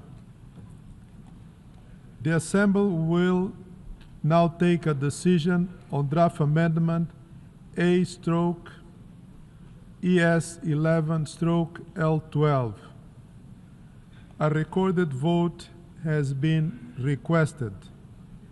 We shall now begin the voting process. Those in favor of draft amendment A/ES11/L12, please signify. Those against, abstentions. The Assembly is now voting on draft amendment A/ES11/L12.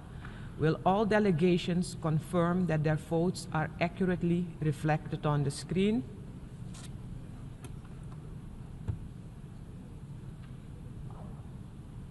The voting has been completed. Please lock the machine.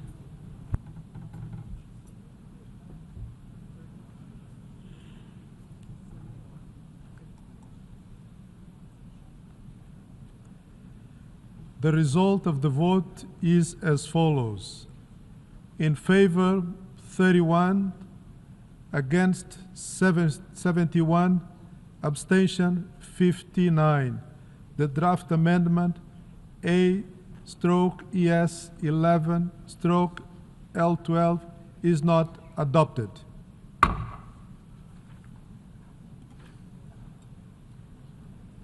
The Assembly will now take a decision on draft amendment A/ES 11/L13.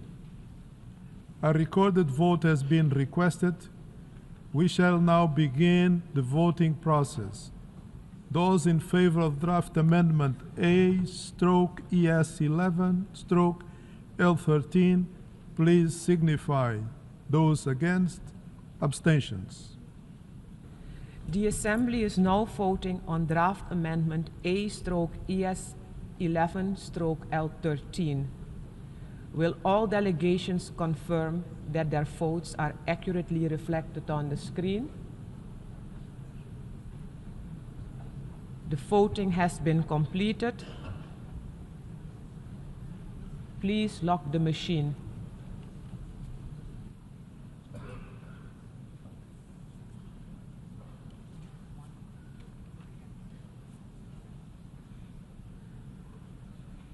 The result of the vote is as follows. In favor, 60, against 18, abstentions 81. The draft amendment A/ES 11/L13 is adopted.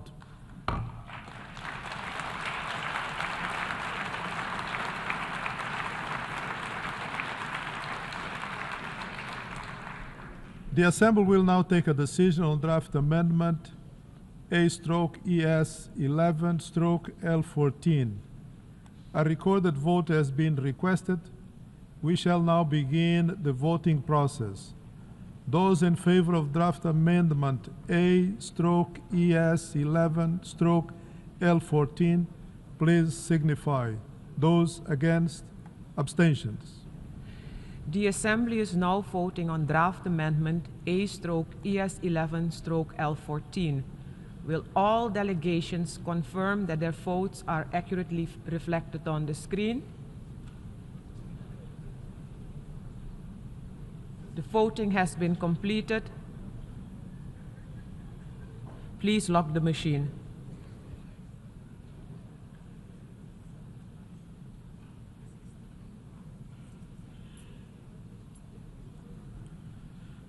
The result of the vote is as follows. In favor, 79, against 16, abstentions 67.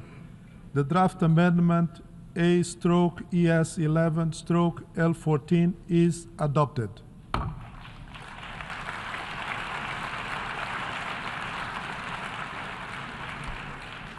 The Assembly will now take a decision on draft amendment A/ES 11/L15.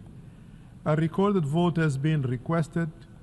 We shall now begin the voting process. Those in favor of draft amendment A/ES 11/L15, please signify. Those against, abstentions.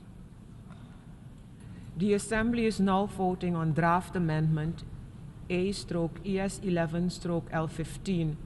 Will all delegations confirm that their votes are accurately reflected on the screen?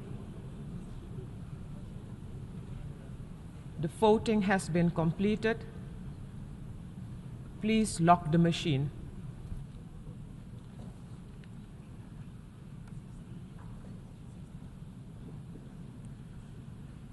The result of the vote is as follows. In favor, 83, against 16, abstention 61. The draft amendment A/ES 11/L15 is adopted.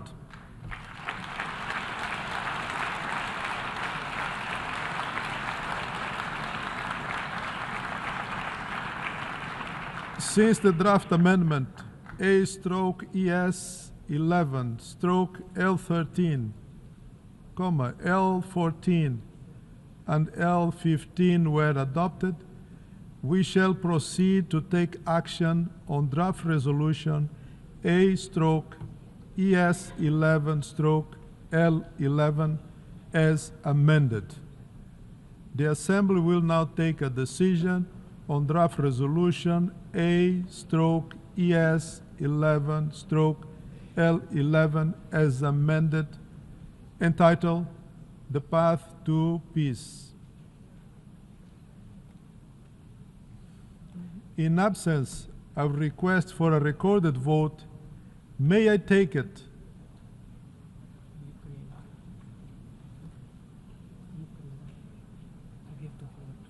Oh. Before? I give the floor to the distinguished representative of Ukraine. Thank you, Mr. President. The delegation of Ukraine would like to request a recorded vote on the draft resolution A/ES11/L.11. Thank you.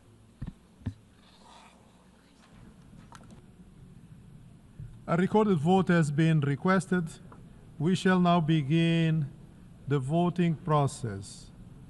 Those in favor of draft resolution A/ES11/L11 as amended, please signify. Those against, abstentions. The Assembly is now voting on draft resolution A/ES11/L11 as amended, entitled The Path to Peace. Will all delegations confirm that their votes are accurately reflected on the screen? The voting has been completed.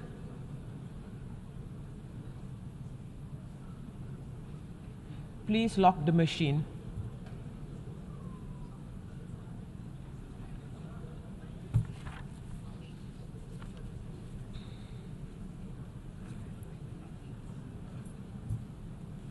The result of the vote is as follows.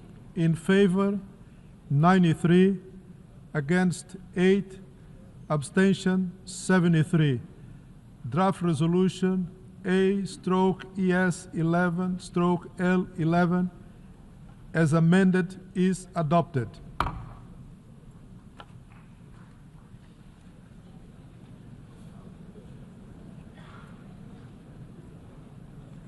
Before giving the floor for explanation of vote after the vote, may I remind the delegation that explanations of vote on any and all of the proposals and amendment are limited to 10 minutes and should be made by delegations from their seats. I give the floor to His Excellency Dag Artelius, Deputy Minister for Foreign Affairs of Sweden, on behalf of Nordic countries. Mr. President, I have the honor to speak on behalf of the 5 Nordic countries, Denmark, Finland, Iceland, Norway, and my own country, Sweden. Today, we mark 3 years since Russia's full-scale invasion of Ukraine, a Russian war of choice, a war that Russia could end by a single order from its president. For 3 years, Ukraine has defended its people and shown remarkable resilience. During these 3 years, this General Assembly has repeatedly and overwhelmingly reaffirmed its commitment to the sovereignty, independence, and territorial integrity of Ukraine. Mr. President, no one feels the effects of the war more than Ukraine and its people. No one wants peace more than Ukraine.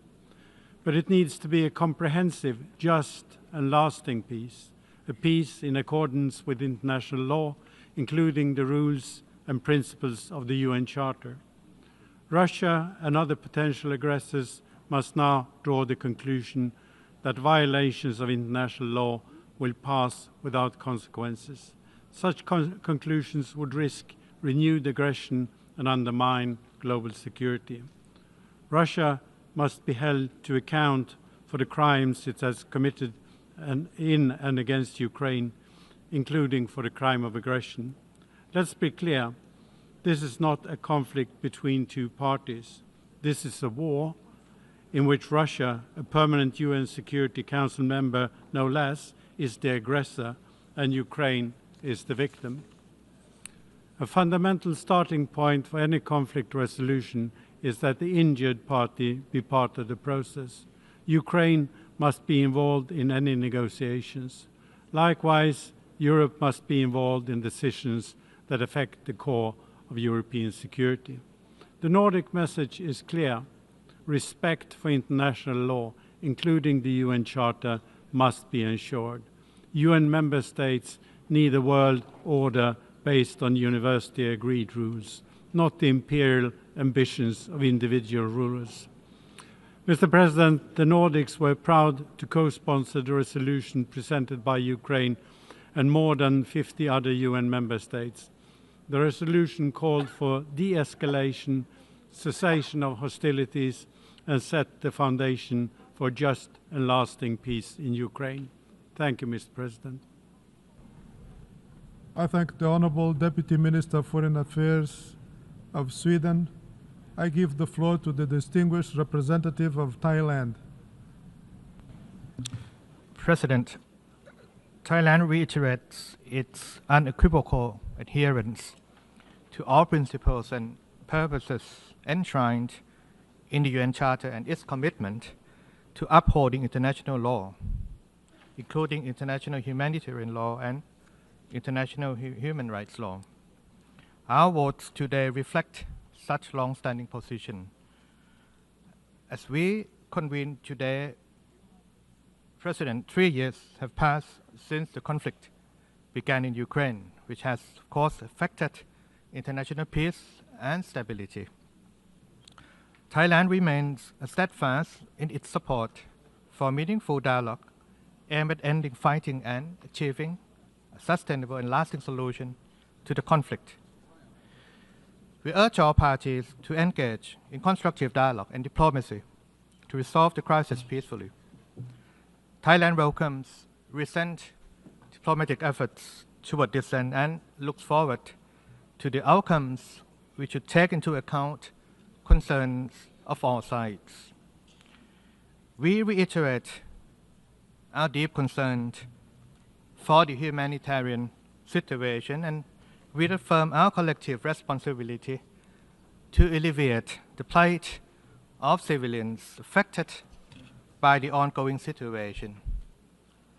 Civilians and civilian objects must be protected, while all parties concerned must ensure safe, rapid, and unhindered access to humanitarian assistance without discrimination or politicization. On our part, Thailand will continue to support humanitarian efforts for those in need. Thailand, through the Thai Red Cross Society and other entities, has long provided humanitarian assistance to civilians affected by this conflict, including the recent procurement of power generators. President, as a true believer in multilateralism and the rule of law, Thailand is in full support of diplomatic efforts, dialogue, and peace. We join the international community in calling for a de-escalation of conflict, an immediate cessation of hostilities, and a lasting peace in Ukraine at this critical juncture. I thank you. I thank the distinguished representative of Thailand, and now I give the floor to the distinguished representative of Kuwait on behalf of the Gulf Cooperation Council. شكرا سيد الرئيس. بسم الله. Thank you, Mr. President. In the name of God, the merciful, the compassionate, we are happy to deliver this statement on behalf of the members of the Gulf Cooperation Council, Qatar, the Kingdom of Saudi Arabia, the United Arab Emirates, the Sultanate of Oman, and my country, the Kingdom of Kuwait. The members of the GCC have abstained from voting on the draft resolution presented by Ukraine, and we've also abstained from voting on the draft resolution presented by the United States. We reiterate our position, firm position, for respect for the principles of international law and the United Nations Charter, which govern relations between member states, as well as the world order that is based on respect for the sovereignty of states and their territorial integrity and their sovereignty and non-interference in their affairs and respect for good neighbourly relations. In this regard, we would recall Article 2 of the Charter, which says that member states have to solve their various disputes through peaceful means and to abstain from using force or threatening to use force in international relations. In that regard, the members of the GCC reiterate our support for the mediation and dialogue efforts between the Russian Federation and the Republic of Ukraine. A ceasefire is needed to resolve the crisis through political means. We must give priority to dialogue through mediation and negotiations. President, the GCC states are attached to a resolution to the conflict in Ukraine as soon as possible, and to seeing this resolved through diplomatic means in order to arrive at a global solution that will make it possible to maintain international peace and security. We have taken positions to bring together the positions between the parties to the conflict. Over the last 3 years, we have assumed the role of mediation, and that has enabled us to ensure the release of hostages between the two parties. We also want to shed light on on efforts that could change the conflict and could bring about a just and lasting global solution in the Republic of Ukraine in accordance with the 2 resolutions that were adopted today. Indeed, last Tuesday, the Kingdom of Saudi Arabia hosted discussions between the Foreign Affairs Minister of the Russian Federation and the Foreign Affairs Minister of the United States, Secretary of State. We hope this will be a first step towards solving the conflict. The UAE is also pursuing mediation efforts for an exchange of prisoners between the 2 countries that has made it possible to release 2,883 prisoners since the beginning of the conflict. And lastly, at the beginning of this month, 300 prisoners were released. In the same way, we would refer to Qatar's mediation efforts that have made it possible for 75 children from Ukraine and the Russian Federation to rejoin their families. And lastly, that was on the 14th of February 2025. The members of the GCC will continue their efforts, President, aimed at arriving at serious solutions that will make it possible to put an end to the bloodshed and the military conflict and put an end once and for all to the conflict. The successive crises have proven that there is no military solution to any crisis. The solution is in dialogue and negotiations in order to bring about a political solution. In conclusion, the Arab members of the Gulf Cooperation Council would like to mention the tireless efforts of the United Nations and humanitarian organizations to meet the urgent humanitarian needs of civilians. We'd also like to thank the Secretary General for his ongoing efforts aimed at responding to this crisis. We call upon the parties involved to commit to serious negotiations in order to arrive at an agreement that will put an end to the current crisis and will make it possible to bring about regional and international stability. I thank you, Mr. President. I thank the distinguished representative of Kuwait. Now I give the floor to Her Excellency Lord Machon, State Secretary for Foreign Policy of Denmark. Thank you, Mr. President. Exactly 3 years ago today, Russia launched its illegal full-scale invasion of Ukraine.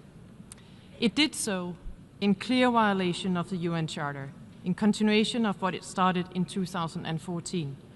Russia's aggression has resulted in a long and brutal war with terrible consequences. It's a war that had caused and continues to cause tremendous humanitarian suffering, hundreds of thousands killed, millions more displaced, and almost 13 million people in humanitarian need. Today we have gathered here in the General Assembly to show our solidarity with the plight of Ukraine. Our aim is to advance on a comprehensive, just and lasting peace in Ukraine, grounded in the principles of the Charter. To ensure that our calls for peace leave absolutely no doubt about the UN membership's commitment to the UN principles, the UN Charter, and the territorial integrity and sovereignty of nations. Let there be no doubt, no one wants peace more than Ukraine. We therefore welcome all efforts to bring this senseless war to an end. It needs to be a just, a lasting, and a comprehensive peace. The General Assembly resolution by the United States goes in that direction. With the adopted improvements to the text, it aligns with our shared vision for genuine peace and diplomacy. It refers to the core values we collectively must uphold: the sovereignty, the territorial integrity of states, which are and continues to be the basic principles of the Charter. The resolution correctly states there is only one aggressor, Russia, and one victim, Ukraine, in this savage war. It also underlines that for any peace to be just, lasting, and comprehensive, and in full compliance with the UN Charter, we must ensure that Ukraine's security, territorial integrity, and sovereignty are upheld. In our view, this resolution complements the resolution on advancing a comprehensive, just, and lasting peace in Ukraine, which we co-sponsored and supported. This is why Denmark has decided to vote yes to the US draft resolution with the adopted improvements. I thank you. I thank Her Excellency, the State Secretary for Foreign Policy of Denmark. Now I give the floor to the distinguished representative of Singapore. Mr. President, as a staunch supporter of international law and the principles enshrined in the UN Charter, Singapore firmly believes that the sovereignty, political independence, and territorial integrity of all countries, big or small, must be respected.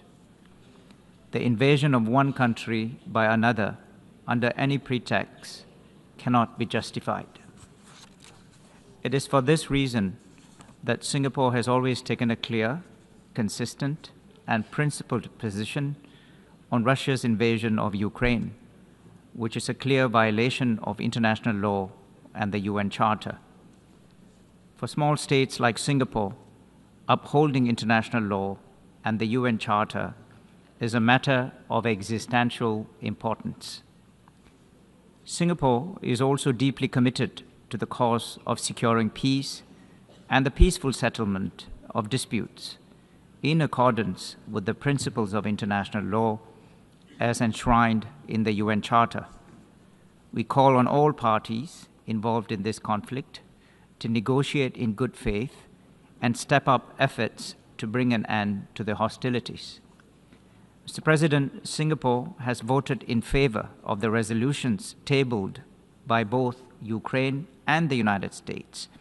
It is our hope that the adoption of these resolutions will pave the way for a cessation of hostilities and create the foundation for a comprehensive, just, and lasting peace. I thank you very much for your attention. I thank the distinguished representative of Singapore. Now I give the floor to the distinguished representative of Ecuador. Gracias. Thank you, Mr. President. Today is 3 years since the war in Ukraine began, that continues to cause suffering and death and continues to pose a serious threat to international peace and security. At the first session of this 11th Emergency Special Session, held on the 28th of February of 2022, a broad majority of the international community anticipated that the war would continue unless the weapons were laid down. And we see the increasing needs for the population to be protected, including women, children, and those in situations of vulnerability, in addition to the serious food security situation that this conflict has created. President, since this war began, Ecuador has clearly expressed our position in line with the pillars of our foreign policy that are based on the promotion of peace and the peaceful settlement of international disputes, and a rejection of the threat of force or the use of force. Our own experience in our country has shown us that conflicts that are very complex can have a peaceful solution if it's found. We firmly believe that the time has come to put an end to this war that has led to the loss of tens of thousands of lives. History has taught us that military means do not bring sustainable peace, and that all conflicts in the last instance end up through being solved through negotiations. Therefore, in the summit that was held in 2024 for peace in Ukraine in Switzerland, our President, Daniel Noboa, provided his good offices for a peaceful solution to this conflict. And it's in that regard that we feel it's urgent that the parties show political willingness, as was expressed by the Secretary of State of the United States, leading to a sustainable peace. The international community and this organization must provide their support to these efforts and create the necessary conditions for putting an end to the conflict and giving real impetus to peace. That is why, although Ecuador was not able to vote for a situation beyond our control, we were in favor of the original text, the draft resolution that was put forward by the United States, as well as in favor of the draft resolution presented by Ukraine with the support of the European Union. Thank you very much. I thank the distinguished representative of Ecuador. Now I give the floor to the distinguished representative of Colombia.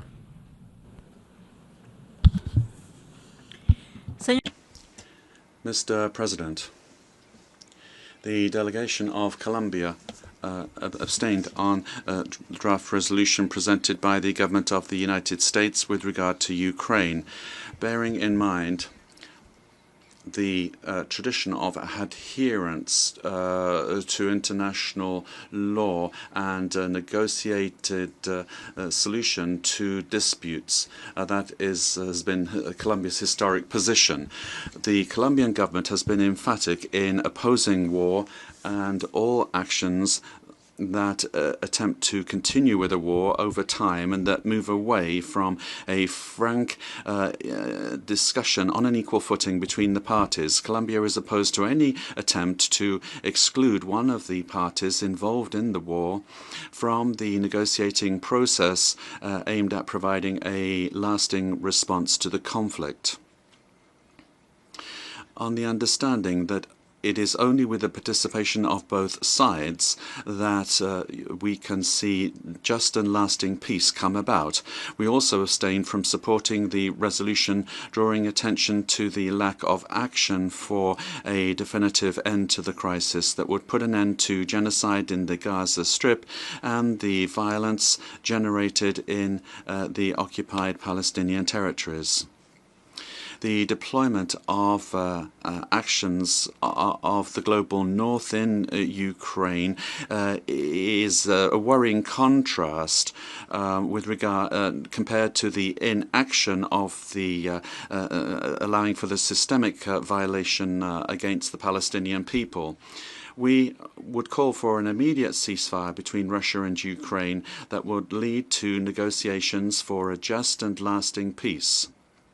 Colombia voted in favor of human rights, and that's why, once again, we express our firm willingness to support efforts to resolve conflicts and build peace, always with the participation of all parties involved. Thank you very much.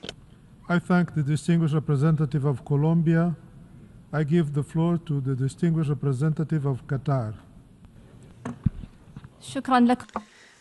I thank you, Mr. President. We ask for the floor to explain our vote after the vote on the draft resolutions that were proposed within the 11th Emergency Special Session of the United Nations General Assembly. Here, Qatar would like to renew its principled position on the Russian-Ukrainian crisis, which is based on the United Nations Charter's purposes, especially Article 2, Para 4 of the Charter, which forbids the use of force or threatening the use of force in international relations.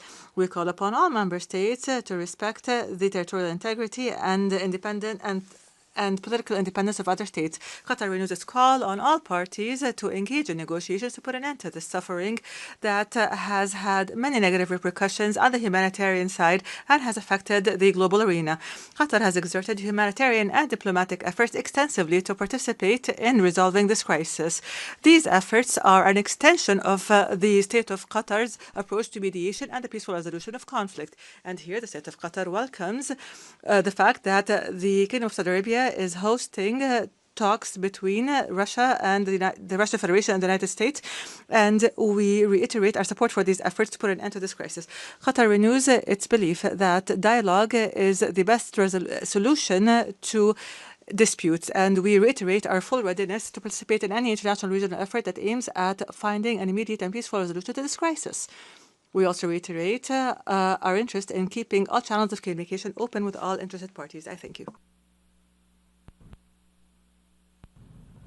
I thank the distinguished representative of Qatar. Now I give the floor to the distinguished representative of Timor-Leste. Thank you, Mr. President. Timor-Leste votes in favor of the resolution aimed at fostering a comprehensive, just, and enduring peace in Ukraine. We underscore the significance of upholding sovereignty, territorial integrity, and adherence to international law. We welcome the ongoing talks between the U.S. and Russia to end the conflict and call for the wider involvement of all parties in the conflict for a lasting peace in Ukraine. We recognize that the ongoing conflict in Ukraine poses a serious threat not only to its citizens, but also to global stability and security. Timor-Leste calls for a swift end to the conflict and urges a lasting peace between Ukraine and the Russian Federation. Mr. Chair, our endorsements of the resolutions tabled by the Ukraine and the U.S. is based on the following core principles. First, we affirm the sovereignty and territorial boundaries of every nation, including Ukraine, must be honored and safeguarded. Second, we condemn the severe human rights violations and humanitarian crisis resulting from aggression. We urgently call for an immediate halt to hostilities. Third, we advocate for resolving the conflict through inclusive diplomacy, dialogue, and political negotiations in line with the UN Charter and the international legal standards. We urge all parties involved in the conflict to stop fighting, respect international law, and strive for a peaceful settlement that prioritizes the health, dignity, and well-being of the Ukrainian people. I thank you. I thank the distinguished representative of Timor-Leste and now give the floor to the distinguished representative of New Zealand. New Zealand co-sponsored and voted in support of the resolution entitled Advancing a Comprehensive, Just and Lasting Peace in Ukraine. New Zealand also voted in favour of the amended Path to Peace resolution in line with New Zealand's support for all efforts to achieve a comprehensive, just and lasting end to this war as soon as possible. It has been 3 years since Russia commenced its illegal, full-scale invasion of Ukraine. New Zealand has consistently denounced that invasion, which was a grave breach of international law, including the UN Charter. New Zealand remains committed to upholding the Charter and international law, including the core rules and norms that underpin international peace and security. This includes respect for sovereignty and territorial integrity, and the prohibitions on the use of force and the threat of use of force. New Zealand maintains that Russia's invasion was illegal and unprovoked, and breach the prohibition on the use of force in Article 2.4 of the Charter. Our positions today are grounded on those core principles. This war has had a horrific human cost. It has caused immense suffering to the people of Ukraine and has significantly impacted regional and global stability. We welcome the effort that all parties are bringing to the shared endeavour of ending this conflict. We acknowledge the renewed energy the US has brought to these efforts. In seeking an end to this war, it is vital that we do so in a way that best achieves a comprehensive, just and lasting peace in accordance with international law. To do otherwise would be inconsistent with the principles and purposes of this grand organisation. Thank you. I thank the distinguished representative of New Zealand. Now I give the floor to the distinguished representative of the Republic of Korea. Thank you, Mr. President. Today, we are gathered here once again for an emergency special session of the General Assembly, solemnly commemorating the 3rd anniversary of a war of aggression waged by a permanent member of the Security Council against a sovereign state. This blatant violation of the principles of the UN Charter continues to bring immense suffering to innocent people. There are two goals that everyone can agree on. One, this senseless and unlawful war must come to an end as soon as possible. And two, we must strive to uphold the fundamental principles of the UN Charter and international law. Now is the time to gather our wisdom and determination to achieve both objectives simultaneously as much as possible. In this light, the Republic of Korea voted in favor of both resolutions proposed by Ukraine and the United States, as well as the amendments to the U.S. text proposed by the European countries. Mr. President, for the past 3 years, the war in Ukraine has inflicted unspeakable suffering and devastation. The tears of innocent civilians have long overflowed and are now nearly exhausted. Moreover, this war is now perilously globalized, with the security threats in Europe and Asia becoming ever more interconnected. No one imagined that North Korea would take part in this unjust war when it began. As explicitly stated in Ukraine's resolution today, for the first time, the involvement of North Korean forces in Ukraine, in addition to the procurement and the use of DPRK weaponry, is deeply troubling.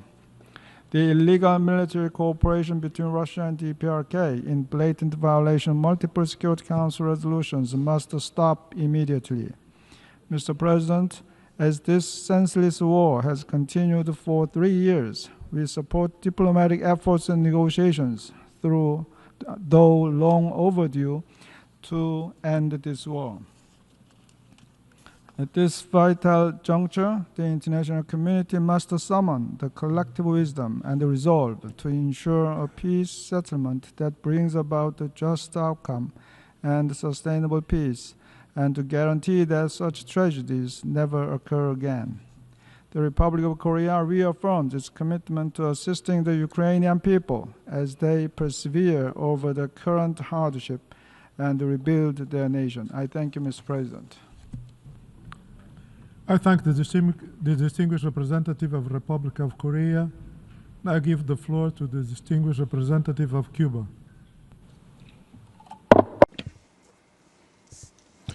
Thank you, President. President, we have repeatedly pointed out to this General Assembly the consequences of a increasingly offensive military doctrine of the United States and NATO, which is leading to the progressive expansion of NATO beyond its borders. Today, the conflict in Ukraine has been leading to human losses and great material losses.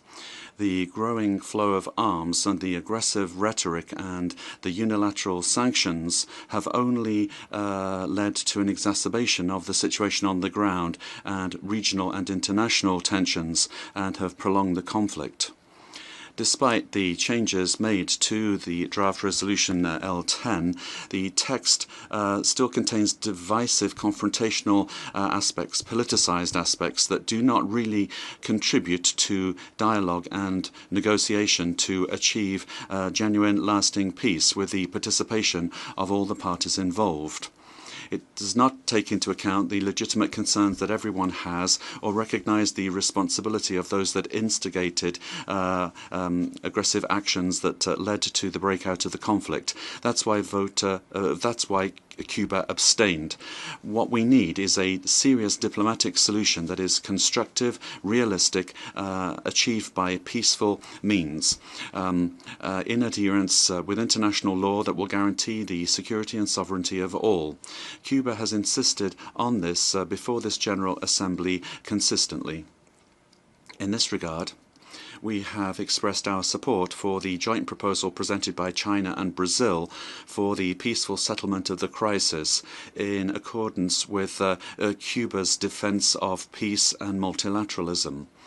We once again state our commitment, unfailing commitment to the UN Charter and international law, and the independence and sovereignty and territorial integrity of states and the self-determination of peoples, as well as our firm position with regard to the use of force or the threat of the use of force against any state. Thank you very much. Thank the distinguished representative of Cuba. Now I give the floor to the distinguished representative of Saudi Arabia. Thank you, Mr. President. We meet here today after 3 years have passed since the war on Ukraine started, and since the crisis began, the Kingdom of Saudi Arabia has called for de-escalation and for the protection of civilians and for the peaceful resolution of conflict through dialogue and an end to hostilities, in a manner that would contribute to the restatement of peace and stability in the world. We have offered initiatives and efforts, and His Highness, the heir apparent, has succeeded in efforts to secure an exchange of prisoners between the two sides. We've also stressed the importance of meeting humanitarian needs that have increased since the war began. The Kingdom of Saudi Arabia has offered humanitarian aid to Ukraine in response to these needs. Moreover, we hosted the Jeddah meeting on the Ukraine crisis. The Kingdom of Saudi Arabia reiterates the exceptional relations it enjoys with all parties, and its firm position on the need to abide by the laws, the rules of international law, and the United Nations Charter and their principles. Our delegation today voted on the draft resolutions, and this vote stems from the role it shoulders in its genuine efforts to find a just resolution to this crisis and to take advantage of conditions that may not be repeated to reach this settlement. The Kingdom of Saudi Arabia is facilitating and hosting meetings that aim at establishing peace and stability in the world. We hope that these current efforts would contribute towards reaching a resolution to the Ukrainian crisis and would lead to a lasting peace through political and diplomatic means that would bolster international peace and security and would save the world from the further humanitarian and security and economic repercussions. Thank you. I thank the distinguished representative of Saudi Arabia. I give the floor to the distinguished representative of Turkey. Mr. President, let me start by thanking Your Excellency for convening this emergency session. After 3 years of intense conflict with immense humanitarian consequences, the war in Ukraine continues to have profound global implications for international peace and security. It has now become apparent that military means fail to bring peace, and yet the ultimate solution still lies in diplomacy. We have been witnessing that recently the calls for diplomacy, dialogue, and negotiations are gaining momentum. It is our sincere hope that the current efforts constitute the beginning of the end of the conflict and consequently pave the way for peace. Mr. President, even though the latest developments may seem like a novelty for some, they correspond to the long-standing position of Turkey a consistent proponent for a peaceful resolution of this conflict in line with the UN Charter. Since the very beginning, we have been advocating that the focus should be on reaching a just and lasting solution through negotiations and diplomacy, while warning against the risks of escalation in the region. With that in mind, Turkey has remained in direct contact with both sides and opted to communicating its messages without intermediaries. In the meanwhile, we have continued to support Ukraine's territorial integrity, sovereignty, and independence. Ultimately, a just peace can only be achieved through direct dialogue and mutual understanding. The basic principle has shaped our approach to conflict since its outset. From Istanbul talks in March 2022 to Black Sea Grain Initiative and the exchange of prisoners of war, Turkey has actively pursued diplomacy and achieved concrete results. As ever, today we stand ready to facilitate an end to this war through negotiations. Mr. President, the responsibility of building peace should not be imposed on neither one country nor a group of limited number of countries. It is time that we focus our efforts on a realistic and, above all, viable peace. Now more than ever, it is necessary to have both sides of the conflict present in the process in order for the peace talks to be successful. As Turkey, we remain committed to playing our part in the pursuit of just and sustainable peace. Turkish votes for both resolutions today and the amendments were carefully shaped to reflect this principled policy. Thank you. I thank the distinguished representative of Turkey. Now give the floor to the distinguished representative of Russian Federation. Mr. President, I'm not going to explain the reasons as to why Russia voted against the EU-Ukrainian draft. They're obvious, and we've named them many times. The only explanation here is the reason we voted against the American draft. Unfortunately, the absence of our amendment stating that we need to eradicate the root causes of the conflict, and also after the European amendments were taken in, the essence of it has become completely distorted. As a result, instead of an appeal for peace, which originally was put in there by the American colleagues, we ended up with yet another anti-Russian piece of paper, which is distorting the truth, which is creating unrealistic expectations, presenting as regards the way the international community can settle the Ukrainian crisis.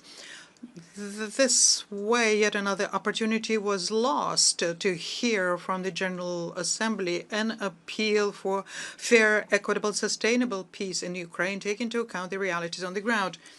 We were ready to support that, but the EU and their supporters deprived us of this opportunity, thus having devalued and bankrupted the American draft. Under these conditions, we had to vote against a product which was unrealistic and not viable. And I think that today our American colleagues have seen for themselves that the road to peace in Ukraine will not be an easy one, and there will be many who will try to make sure that the peace doesn't come for as long as possible. But this shouldn't stop us.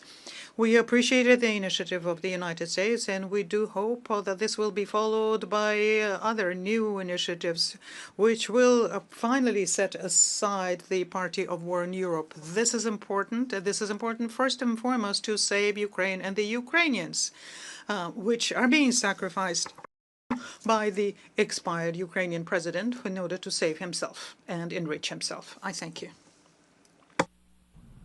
I thank the distinguished representative of Russian Federation. I now give the floor to the distinguished representative of Syrian Arab Republic. Thank you, Mr. President. I thank you for giving me the floor to explain the vote of the Syrian Arab Republic. The new Syrian leadership, Mr. President, has declared its commitment to a balanced foreign policy that is based on the purposes and principles of the United Nations Charter and aims to establish amicable and friendly relations with all members of the United Nations based on the principle of mutual respect as well as common interests, and in a manner that would bolster efforts to achieve peace and stability throughout the world, away from the policies of axes and political polarization. Therefore, my country abstained on voting on the draft resolutions and the pursuant amendments. I thank you, Mr. President.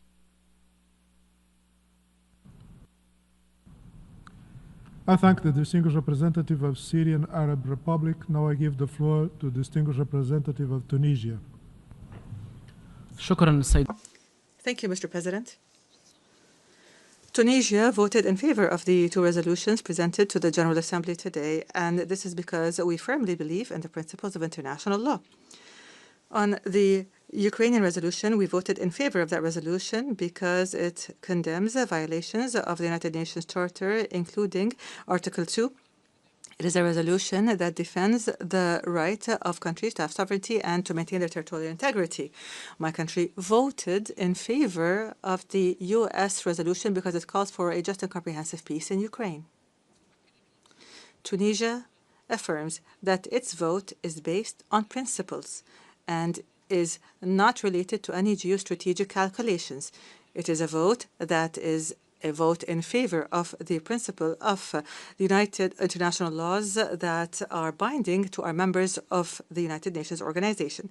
Tunisia hopes that it would see the same amount of commitment and solidarity from the international community when it comes to the Palestinian question and the right of the Palestinian people to self-determination and the right of the state of Palestine to have sovereignty and territorial integrity. I thank you. I thank the distinguished representative of Tunisia. I now give the floor to the distinguished representative of Brazil. Thank you, Mr. President. Mr. President, everyone agrees that the war that has raged Ukraine in the past 3 years has to end. Destruction is the only concrete result of 3 years of violence. Yet, we have decided to abstain on resolutions L10 and L11 in an attempt to preserve an atmosphere that is more conducive to dialogue and the end of this conflict. We encourage member states to focus on building bridges and negotiating in a transparent manner and in due regard for agreed and standard language. In our understanding, neither of the texts before us were ripe for action today.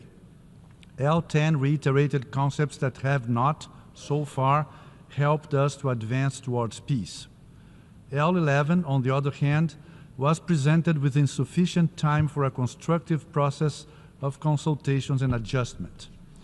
We believe a landing zone between both projects is still both possible and desirable. We see merits in both texts. Brazil will continue to play a constructive and proactive role, both in future initiatives in this Assembly and through our group of Friends for Peace, in order to find a pathway that will lead to a lasting peace in Europe, guided by the United Nations Charter and recognized tenets of negotiation processes. The world wants peace, dialogue, effective multilateralism, and strengthened diplomacy. For long, diplomacy has been criticized for not preventing the war in Ukraine. However, we may now finally realize that when diplomacy falls short, the solution is not less diplomacy, but more. The United Nations is the appropriate forum to bring the parties together, facilitate a lasting agreement, and put an end to this ruthless war. I thank you. I thank the distinguished representative of Brazil. Now I give the floor to the distinguished representative of the Islamic Republic of Iran. Bismillah ar-Rahman ar-Rahim. Mr. President, I would like to reiterate my delegation's consistent position, which has been expressed numerous times during 11th special session since 2022. The Islamic Republic of Iran reiterates its principal position that all disputes should be resolved through peaceful means and dialogue in accordance with international law, including the Charter of the United Nations. Since the onset of the crisis in Ukraine, the Islamic Republic of Iran has maintained a clear, consistent, and unwavering position. We have emphasized that all UN member states must fully respect the purposes and principles enshrined in the United Nations Charter, as well as international law, including the principles of sovereignty, independence, unity, territorial integrity, and the imperative to refrain from the threat or use of force. The Islamic Republic of Iran has repeatedly called for an immediate cessation of hostilities and the escalation of tensions. It has long been the position of my delegation that in order to find long-term and sustainable solutions to crises such as these, it is essential to address their root causes. We note that the current complexities in the fragile region of Eastern Europe have been exacerbated by the provocative actions and decision of certain states as well as NATO, which have led to a geopolitical divide in that region. Regrettably, the Islamic Republic of Iran has been facing baseless allegations from some parties to this conflict that my delegation repeatedly has denied and continues to reject it categorically. After considering the motivation of some of the member states sponsoring today's resolutions, we have come to the conclusion that this is another political move in a wider geopolitical rivalry. I want to reiterate that the references made to the purpose and principles of the United Nations in resolutions just adopted a few minutes ago must in no way be regarded as reinterpretation of the United Nations Charter. For all of those reasons, my delegation abstained in the voting on these resolutions. Finally, it should be mentioned that the Islamic Republic of Iran will continue its constructive engagement to help the peaceful resolution of this crisis. I thank you, Mr. Chair. I thank the distinguished representative of the Islamic Republic of Iran. We have heard the last speaker in the explanation of vote after the vote. As agreed earlier, the Assembly will resume the debate on Agenda Item 5. I now give the floor to His Excellency Jim O'Callaghan, Minister of Justice, Home Affairs and Migration of Ireland.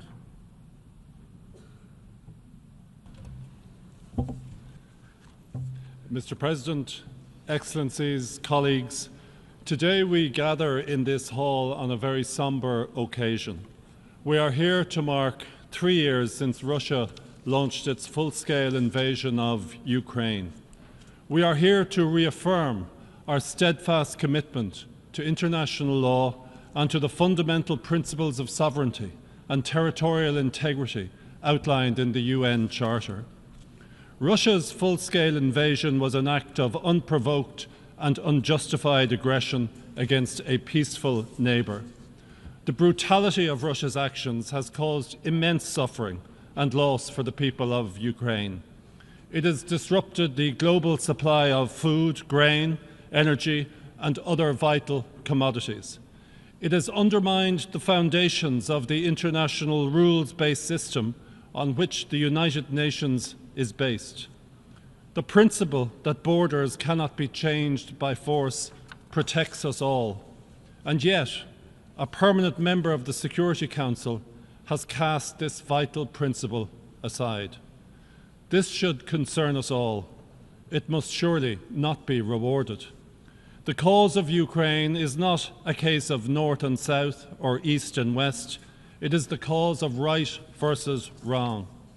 These are universal values that apply to each of us equally and in full.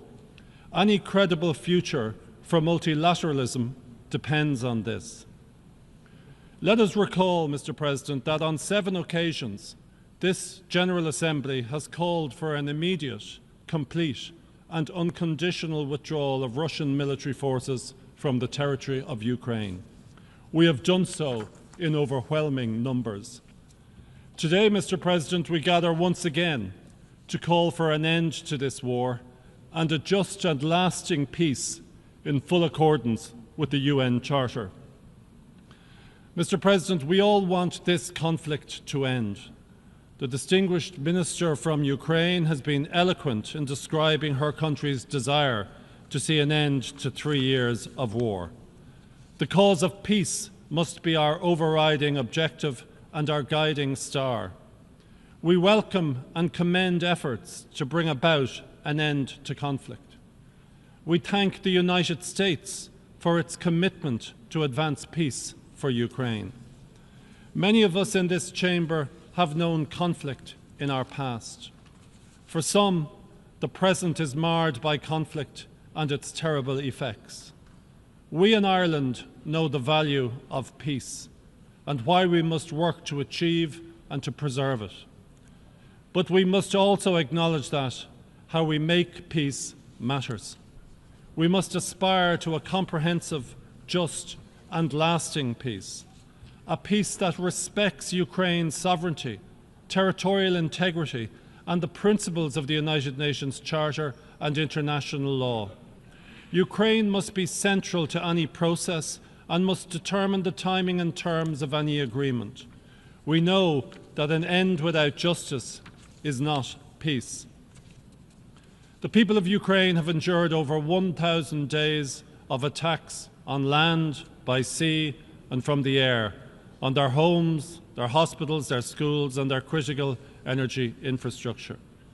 Russia has forcibly deported thousands of Ukrainian children, forced over 14 million from their homes, and deepened the scourge of global hunger. The decisions of our shared institutions of international justice reinforce the collective condemnation that we, as United Nations member states, have made of Russia's reprehensible aggression against Ukraine. These decisions must guide us as we seek to craft a peace in line with the United Nations Charter and international law. And so we meet today, Mr. President, not for any partisan geopolitical agenda, but because the Russian Federation has failed to implement all 7 resolutions of the General Assembly, and it has ignored the orders of the International Court of Justice. Accountability for Russia's violations must remain a priority. Mr. President, in the face of brutal adversity, the people of Ukraine continue to demonstrate outstanding courage, resolve, and determination. Today, Ireland would like to honour their heroic efforts to defend their country and their freedom. They have done nothing to bring down this war on their heads. They deserve the same right we all claim of self-determination, to determine their own future in peace, dignity and security. They deserve the unqualified support of each of us in this chamber. We are all agreed that the time for a just, lasting and comprehensive peace in Ukraine is long overdue. Let us act now to advance this noble goal. In doing so, let us recall that if the UN Charter and accountability are not central to our endeavours, each of us is less secure. We know this from history, and we know that any common framework to deliver a just and lasting peace must uphold the United Nations Charter. I urge all states to join with Ireland in recommitting to these fundamental purposes and principles that are for the peace and security of all of us, of these United Nations. Thank you very much. I thank His Excellency Minister for Justice, Home Affairs and Migration of Ireland, and now give the floor to His Excellency Georgios Gerapetritis, Minister of Foreign Affairs of Greece.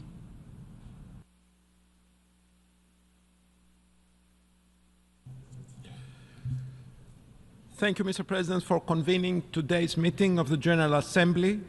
President, Excellencies, colleagues, our meeting here today marks the 3rd anniversary of the Russian invasion of Ukraine.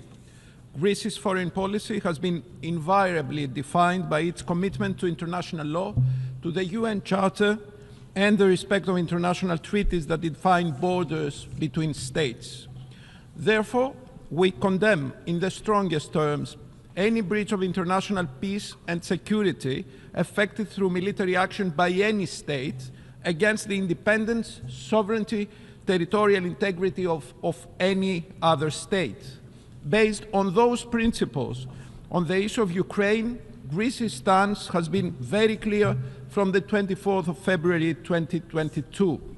We have consistently supported all previous calls to put an end to the war in Ukraine, welcomed thousands of refugees from the war-torn country, and worked together with other nations to promote relevant UN General Assembly resolutions. Once again, we call for the cessation of hostilities and a peaceful resolution. This war has already caused immense destruction and suffering. We need peace. Perhaps peace might not be within grasp, but it might be within sight. But what is needed is not only a cessation of hostilities, but mostly a comprehensive and lasting settlement through inclusive diplomacy based on the UN Charter and international law. We also need an agreement that will guarantee and act in a deterring and preventive way in the years to come. The war must stop. We all agree on this, and we commend all efforts to this effect. Yet, it is incumbent that fundamental principles of international law enshrined in the UN Charter are explicitly stated. It is in this vein that our vote was directed earlier today. We need to draw the right lessons and endow any future peace settlement with credible security guarantees for Ukraine that will deter and prevent the recurrence of war in the future. Ukraine is not a regional issue and should not be treated as one. It has a direct impact on global security and peace. It concerns us all in this assembly. Ukraine, Europe, indeed the world, need a fair, viable, and thus a lasting peace for Ukraine. Let us support this goal after 3 disastrous years of war, while at the same time hoping that this could also lead to a model of how to prevent similar calamities in the future. Thank you. I thank His Excellency, Minister for Foreign Affairs of Greece. I now give the floor to His Excellency Radoslaw Sikorski, Minister of Foreign Affairs of Poland.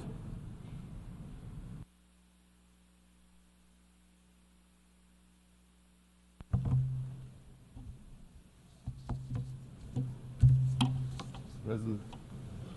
Excellencies, ladies and gentlemen, I had many ideas for today's speech, but one by one I discarded them. Here's why. We live in turbulent times. After a short break from history that some of us enjoyed, it has again caught up with us all. In times like these, when the world seems out of joint, when the old seems to be dying, but the new cannot yet be born, what we need is a return to basics, to questions about what's right and what's wrong, what's true and what's false, what's actually happened and what's just a figment of propaganda. Almost exactly 3 years ago, on March 2nd, 2022, nations of the world gathered here in a special session, faced with a straight question: whether to condemn, applaud, or ignore Russia's invasion of Ukraine. Their answer was clear. The measure condemning Vladimir Putin's actions was adopted by a vote of 141 in favor, with 35 abstentions, an unequivocal reaffirmation of our commitment to Ukraine's sovereignty, independence, unity, and territorial integrity. Only 5 countries voted against, among them Russia, Belarus, North Korea, and representatives of the now deposed Syrian regime. Quite a company. According to Kremlin's propaganda, what started 3 years ago was a justified reaction to Western imperialism, allegedly threatening Russia's security. In fact, we have seen a modern-day colonial war against Ukrainian people who want a better life and realize they can never achieve this goal by going back to their subjugation to Russia. That is what they are being punished for, an effort to free themselves from under the control of a former metropolis. Many countries represented here know the experience.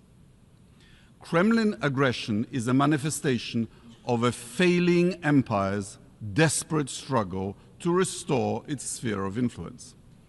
We all knew it back then. Fast forward 3 years, and the same group is no longer so sure. What happened? Basic facts have not changed. Russia invaded a sovereign nation, violating its rights to existence and self-determination. During the course of war, Russian forces have killed thousands of people. They have indiscriminately bombed both military and civilian infrastructure, apartments, hospitals, schools, kindergartens, you've seen it all. War crimes have been committed. Thousands of Ukrainian children have been kidnapped and sent to Russia to strip them of their national identity. Vladimir Putin does not only want to destroy Ukraine's presence, he wants to steal its future too. We all knew it back then. We still actually know it. Opinions in this body began to shift not because facts have changed. They are changing because of self-interests. Some of our member states now seem to believe that ending the war at any cost and restoring business as usual with Russia will be beneficial. As a representative of the country neighboring both Russia and Ukraine, I can tell you it will not. By normalizing relations with Moscow, you would be entrusting your security and economic stability to an autocrat and a war criminal in an international environment much more unstable than it was a decade ago. Russian victory, may it never come, would not create a more just global order. It wouldn't benefit countries dissatisfied with where things stand now. It wouldn't even bring about a more just and prosperous Russia. Suffice to say, there are now more political prisoners in Russia than there were in the 1980s when the Soviet Union invaded Afghanistan. There are many more casualties as well. Repercussions of an appeasement would also not be limited to Russia's immediate neighborhood. Kremlin's green men, well known from Donbass, are already present in African, Latin American, and Asian countries operating under different names. Let Putin win in Ukraine, and their activities will only intensify. Moscow's disruptive actions in Africa echo its actions in Europe, undermining stability, supporting illiberal regimes, discrediting the West. Thousands of mercenaries from the so-called Wagner Group, now charmingly renamed Afrika Korps, are employed by local warlords and rewarded with access to precious metals and mineral mines, stripping Africa yet again of its wealth. If Ukraine is abandoned today, who will be next? Another country in Eastern Europe? Possibly, but possibly a country in the Middle East or an African state targeted to serve as a Russian military base, replacing Syria, where a regime propped by the Kremlin recently collapsed. Ladies and gentlemen, we've just heard another performance by the Russian ambassador consisting of lies, propaganda, and hypocrisy. He referred to Ukraine as a project. Ukraine is not a project. Ukraine is a country with a longer history than Russia. Ukraine is a member of this body for far longer than the Russian Federation. Ukraine has a history, language, and identity and aspirations all of its own, with borders confirmed several times in treaties by the Russian Federation. The mission of this body, from its foundation, has been to decolonize, not to recolonize. International community cannot appease aggression because violence reproduces by indifference. Basic facts that prompted our strong, unified reaction 3 years ago have remained unchanged. And when the facts don't change, we should stick to our guns. Poland, of course, supports peace, but peace that is stable and with justice for the victim of aggression. Thank you very much. I thank His Excellency, Minister of Foreign Affairs of Poland. Now I give the floor to Her Excellency Baiba Braze, Minister of Foreign Affairs of Latvia.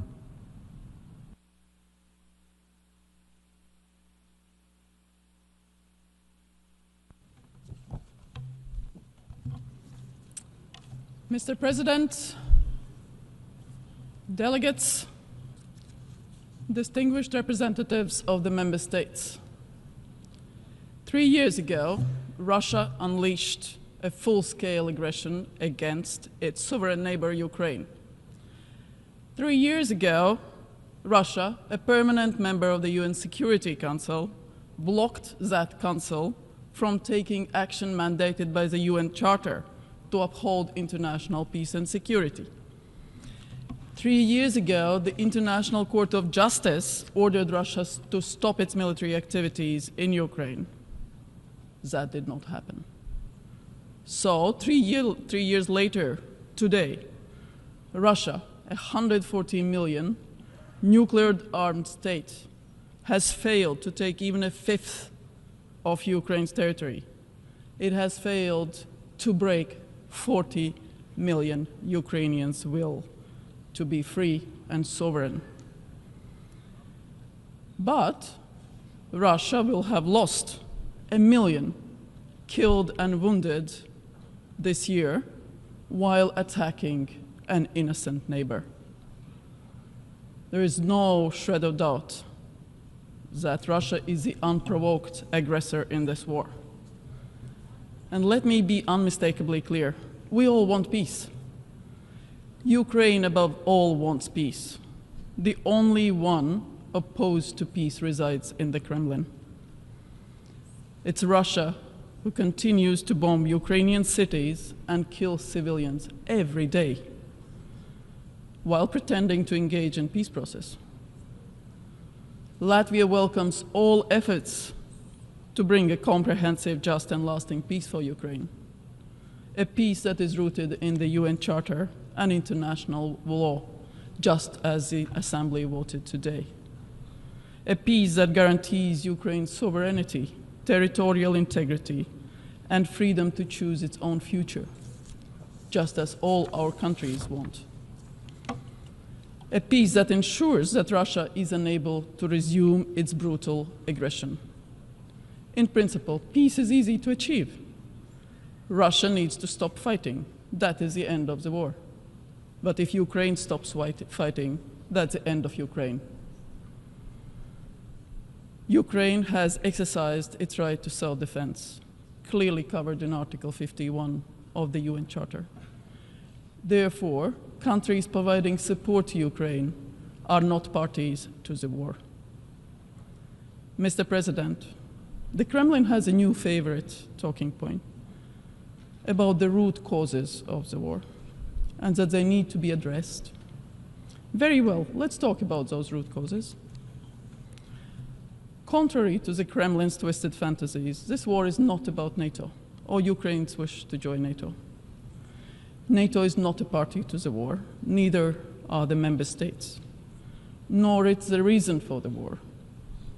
Ukraine's NATO membership was not debated either in 2014, when Russia invaded for the first time, or in 2022, when a full-scale aggression started.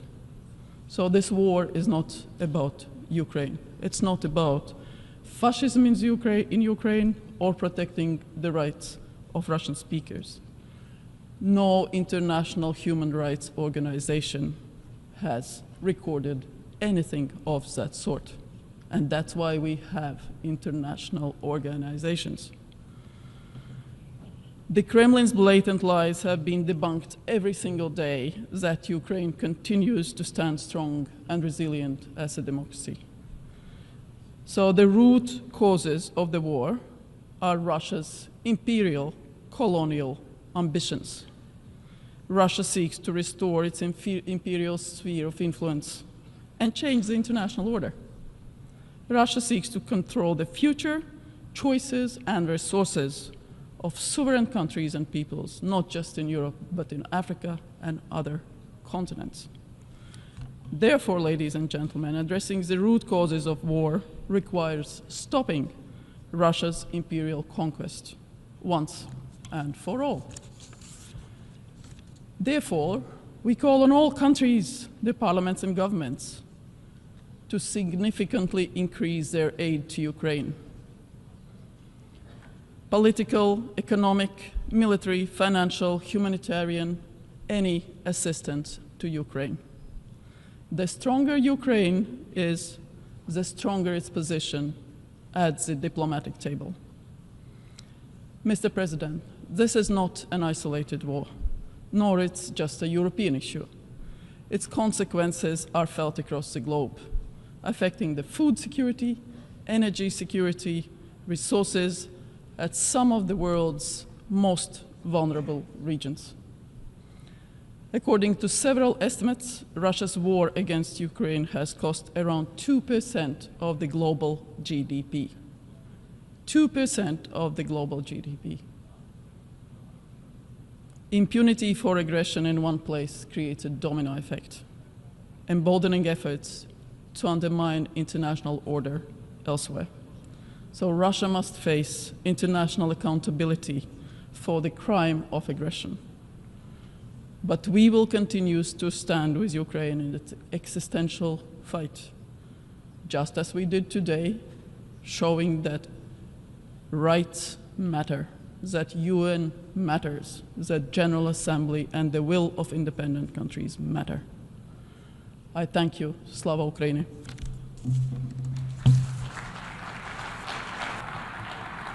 I thank Her Excellency Minister for Foreign Affairs of Latvia.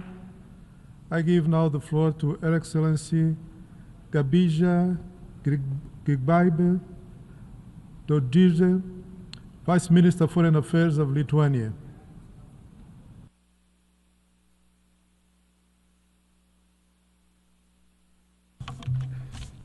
Mr. President, Excellencies, colleagues. We stand at the threshold of the fourth year of Russia's full-scale aggression on sovereign Ukraine, an enduring tragedy that has become Europe's darkest war since the horrors of World War II.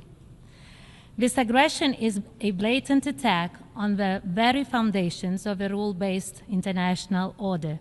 It is an attack on our shared values, and at the same time, it is a test to our collective resolve and common understanding of this fundamental moment shaping the future of global peace and security.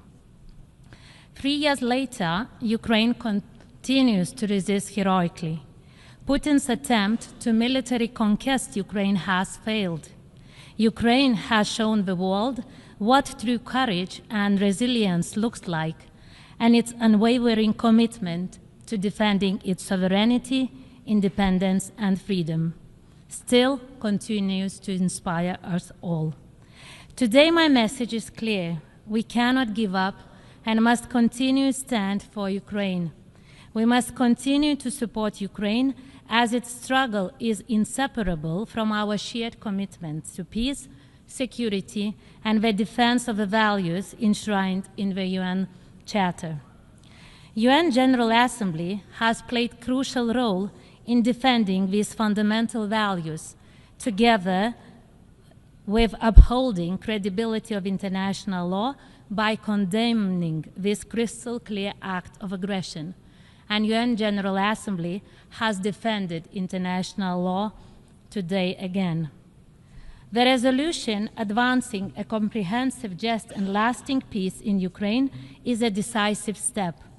Lithuania strongly believes that it is in the interest of all member states to support this resolution. It is not only support for Ukraine, it is about defending the principles that guarantee security for all nations. And Lithuania reiterates that any peace proposal or resolution must include strong reference to the fundamental principles of the UN Charter, particularly the sovereignty and territorial integrity of all states, and we strongly supported amendments that were introduced by France to the resolution tabled by the US. Colleagues, the pursuit of peace requires constant commitment to international norms and international justice mechanisms by first respecting the mandates and then by not undermining the role that they have been entrusted. And we must remain fully committed to also creating new justice mechanisms if existing ones cannot deliver far-reaching justice for Ukraine being the victim of brutal aggression of Russia. Furthermore, accountability for the crime of aggression against Ukraine must not be an afterthought. It must be a fundamental pillar of our legal response to Russia's aggression, because it is not only about having just ending for the war in Ukraine, it is about stopping aggression in Europe, making it far more likely that aggression against Ukraine is Russia's last unprovoked war, not merely the latest one. An unjust deal on the tribunal would only reward and embolden Russia not to stop. Furthermore, impunity of military and political leadership for the crime of aggression will empower rogue actors to challenge borders, sovereignty, and attack international rules with force. Wherefore, we all must be concerned about justice for Ukraine as it affects every nation, every economy, and every society. This is why Lithuania is advocating for the strong and effective special tribunal for the crime of aggression against Ukraine. Such a tribunal must have real power to deliver real justice, not create another loophole for impunity of those having the greatest power. Justice must also extend to Russia's accomplices, including Belarus. Lukashenko regime must be held accountable, and not only for the crime of aggression against Ukraine, but also for widespread and systematic human rights violations against its own people. That is why last year Lithuania has referred the situation in Belarus to the International Criminal Court concerning alleged crimes against humanity, including forceful deportation. We must also continue to support UN investigations, including the work of special rapporteurs, in identifying war crimes and delivering justice. These mechanisms are under increasing pressure and face threats to their funding, so we must defend them. Strengthening international justice is the only effective way to prevent future atrocities. Justice takes time, but it must be felt by every victim of aggression against Ukraine. And the establishment of the Register of Damage for Ukraine represents a significant international effort and an essential first step towards creating a mechanism to deliver justice and compensation for Ukraine and its people. Visibility of justice and its real impact are important, as well as our all humanitarian efforts towards alleviating suffering of Ukrainians on the ground. We commend the UN for their efforts in supporting Ukraine with humanitarian aid. The UN's role in humanitarian aid and reconstruction remains essential. The devastating impact of the aggression against Ukraine requires ongoing and sustained global efforts. We urge all member states to stay committed. Ukraine's recovery is not just about rebuilding, it is about reaffirming peace, stability, and respect for international law. Colleagues, our support for Ukraine must remain unwavering. We continue to be guided by the same principle: Nothing about Ukraine without Ukraine. And so-called peace that forces Ukraine to submit to Russian terms does not guarantee peace. Ukraine must enter any negotiations from a position of strength and justice, because just and lasting peace is only possible if Ukraine is empowered and Russia's ability to wage aggression is crippled. Because weak response today incites aggression tomorrow. Justice, strength, and unity are the only answers to tyranny and lawlessness. But our actions must match our words. Talking about what we cannot do weakens our position. We must focus on what we can do instead. Ukraine must be free to choose its alliances, security arrangements, and finally, its future.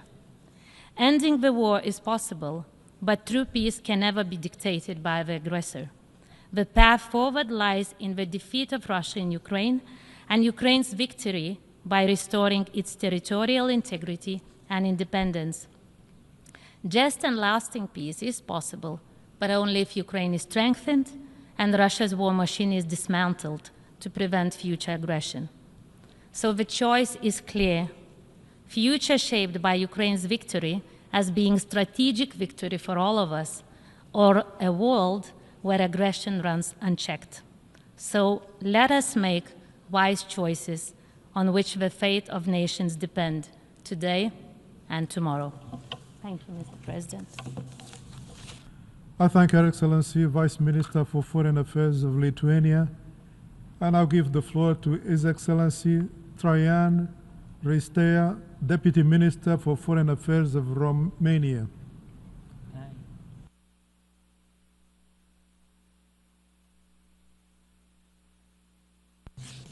Thank you very much, Mr. President.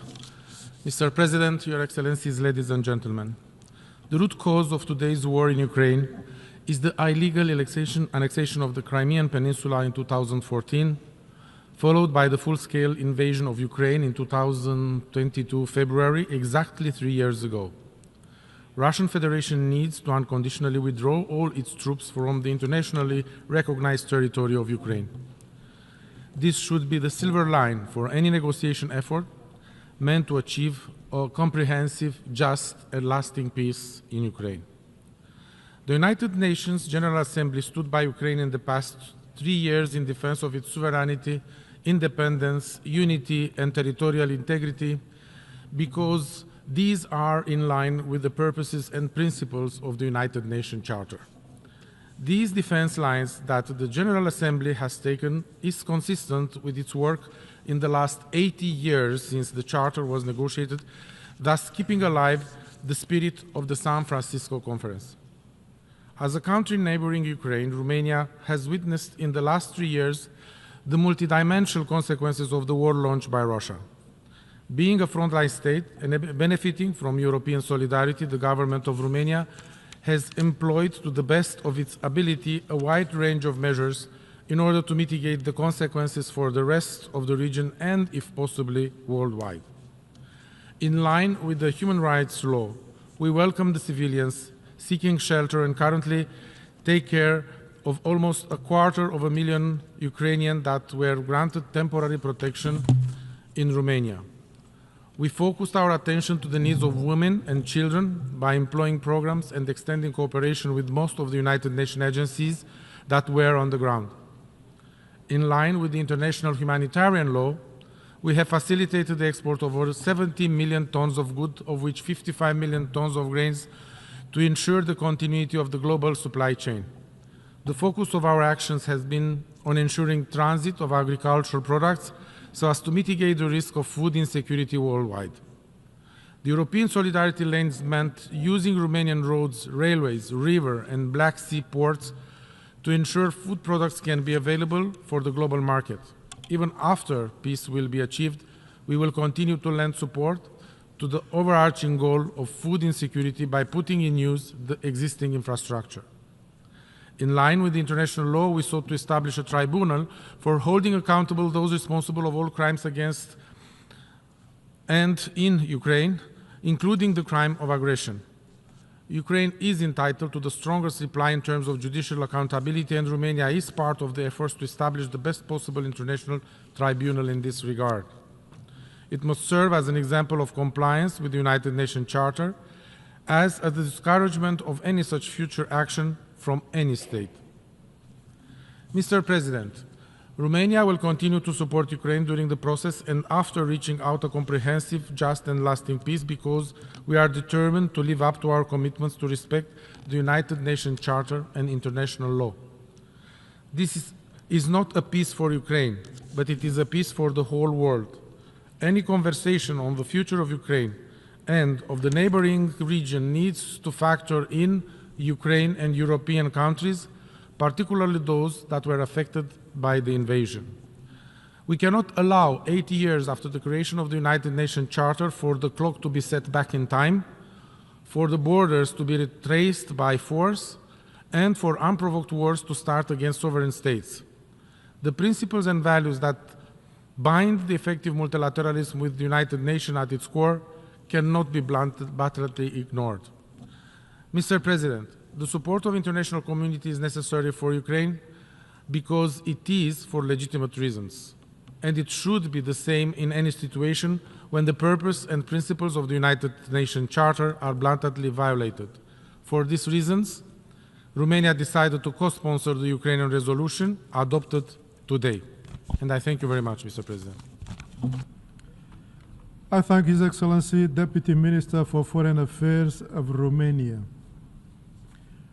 We have heard the last speaker in the debate on item for this meeting.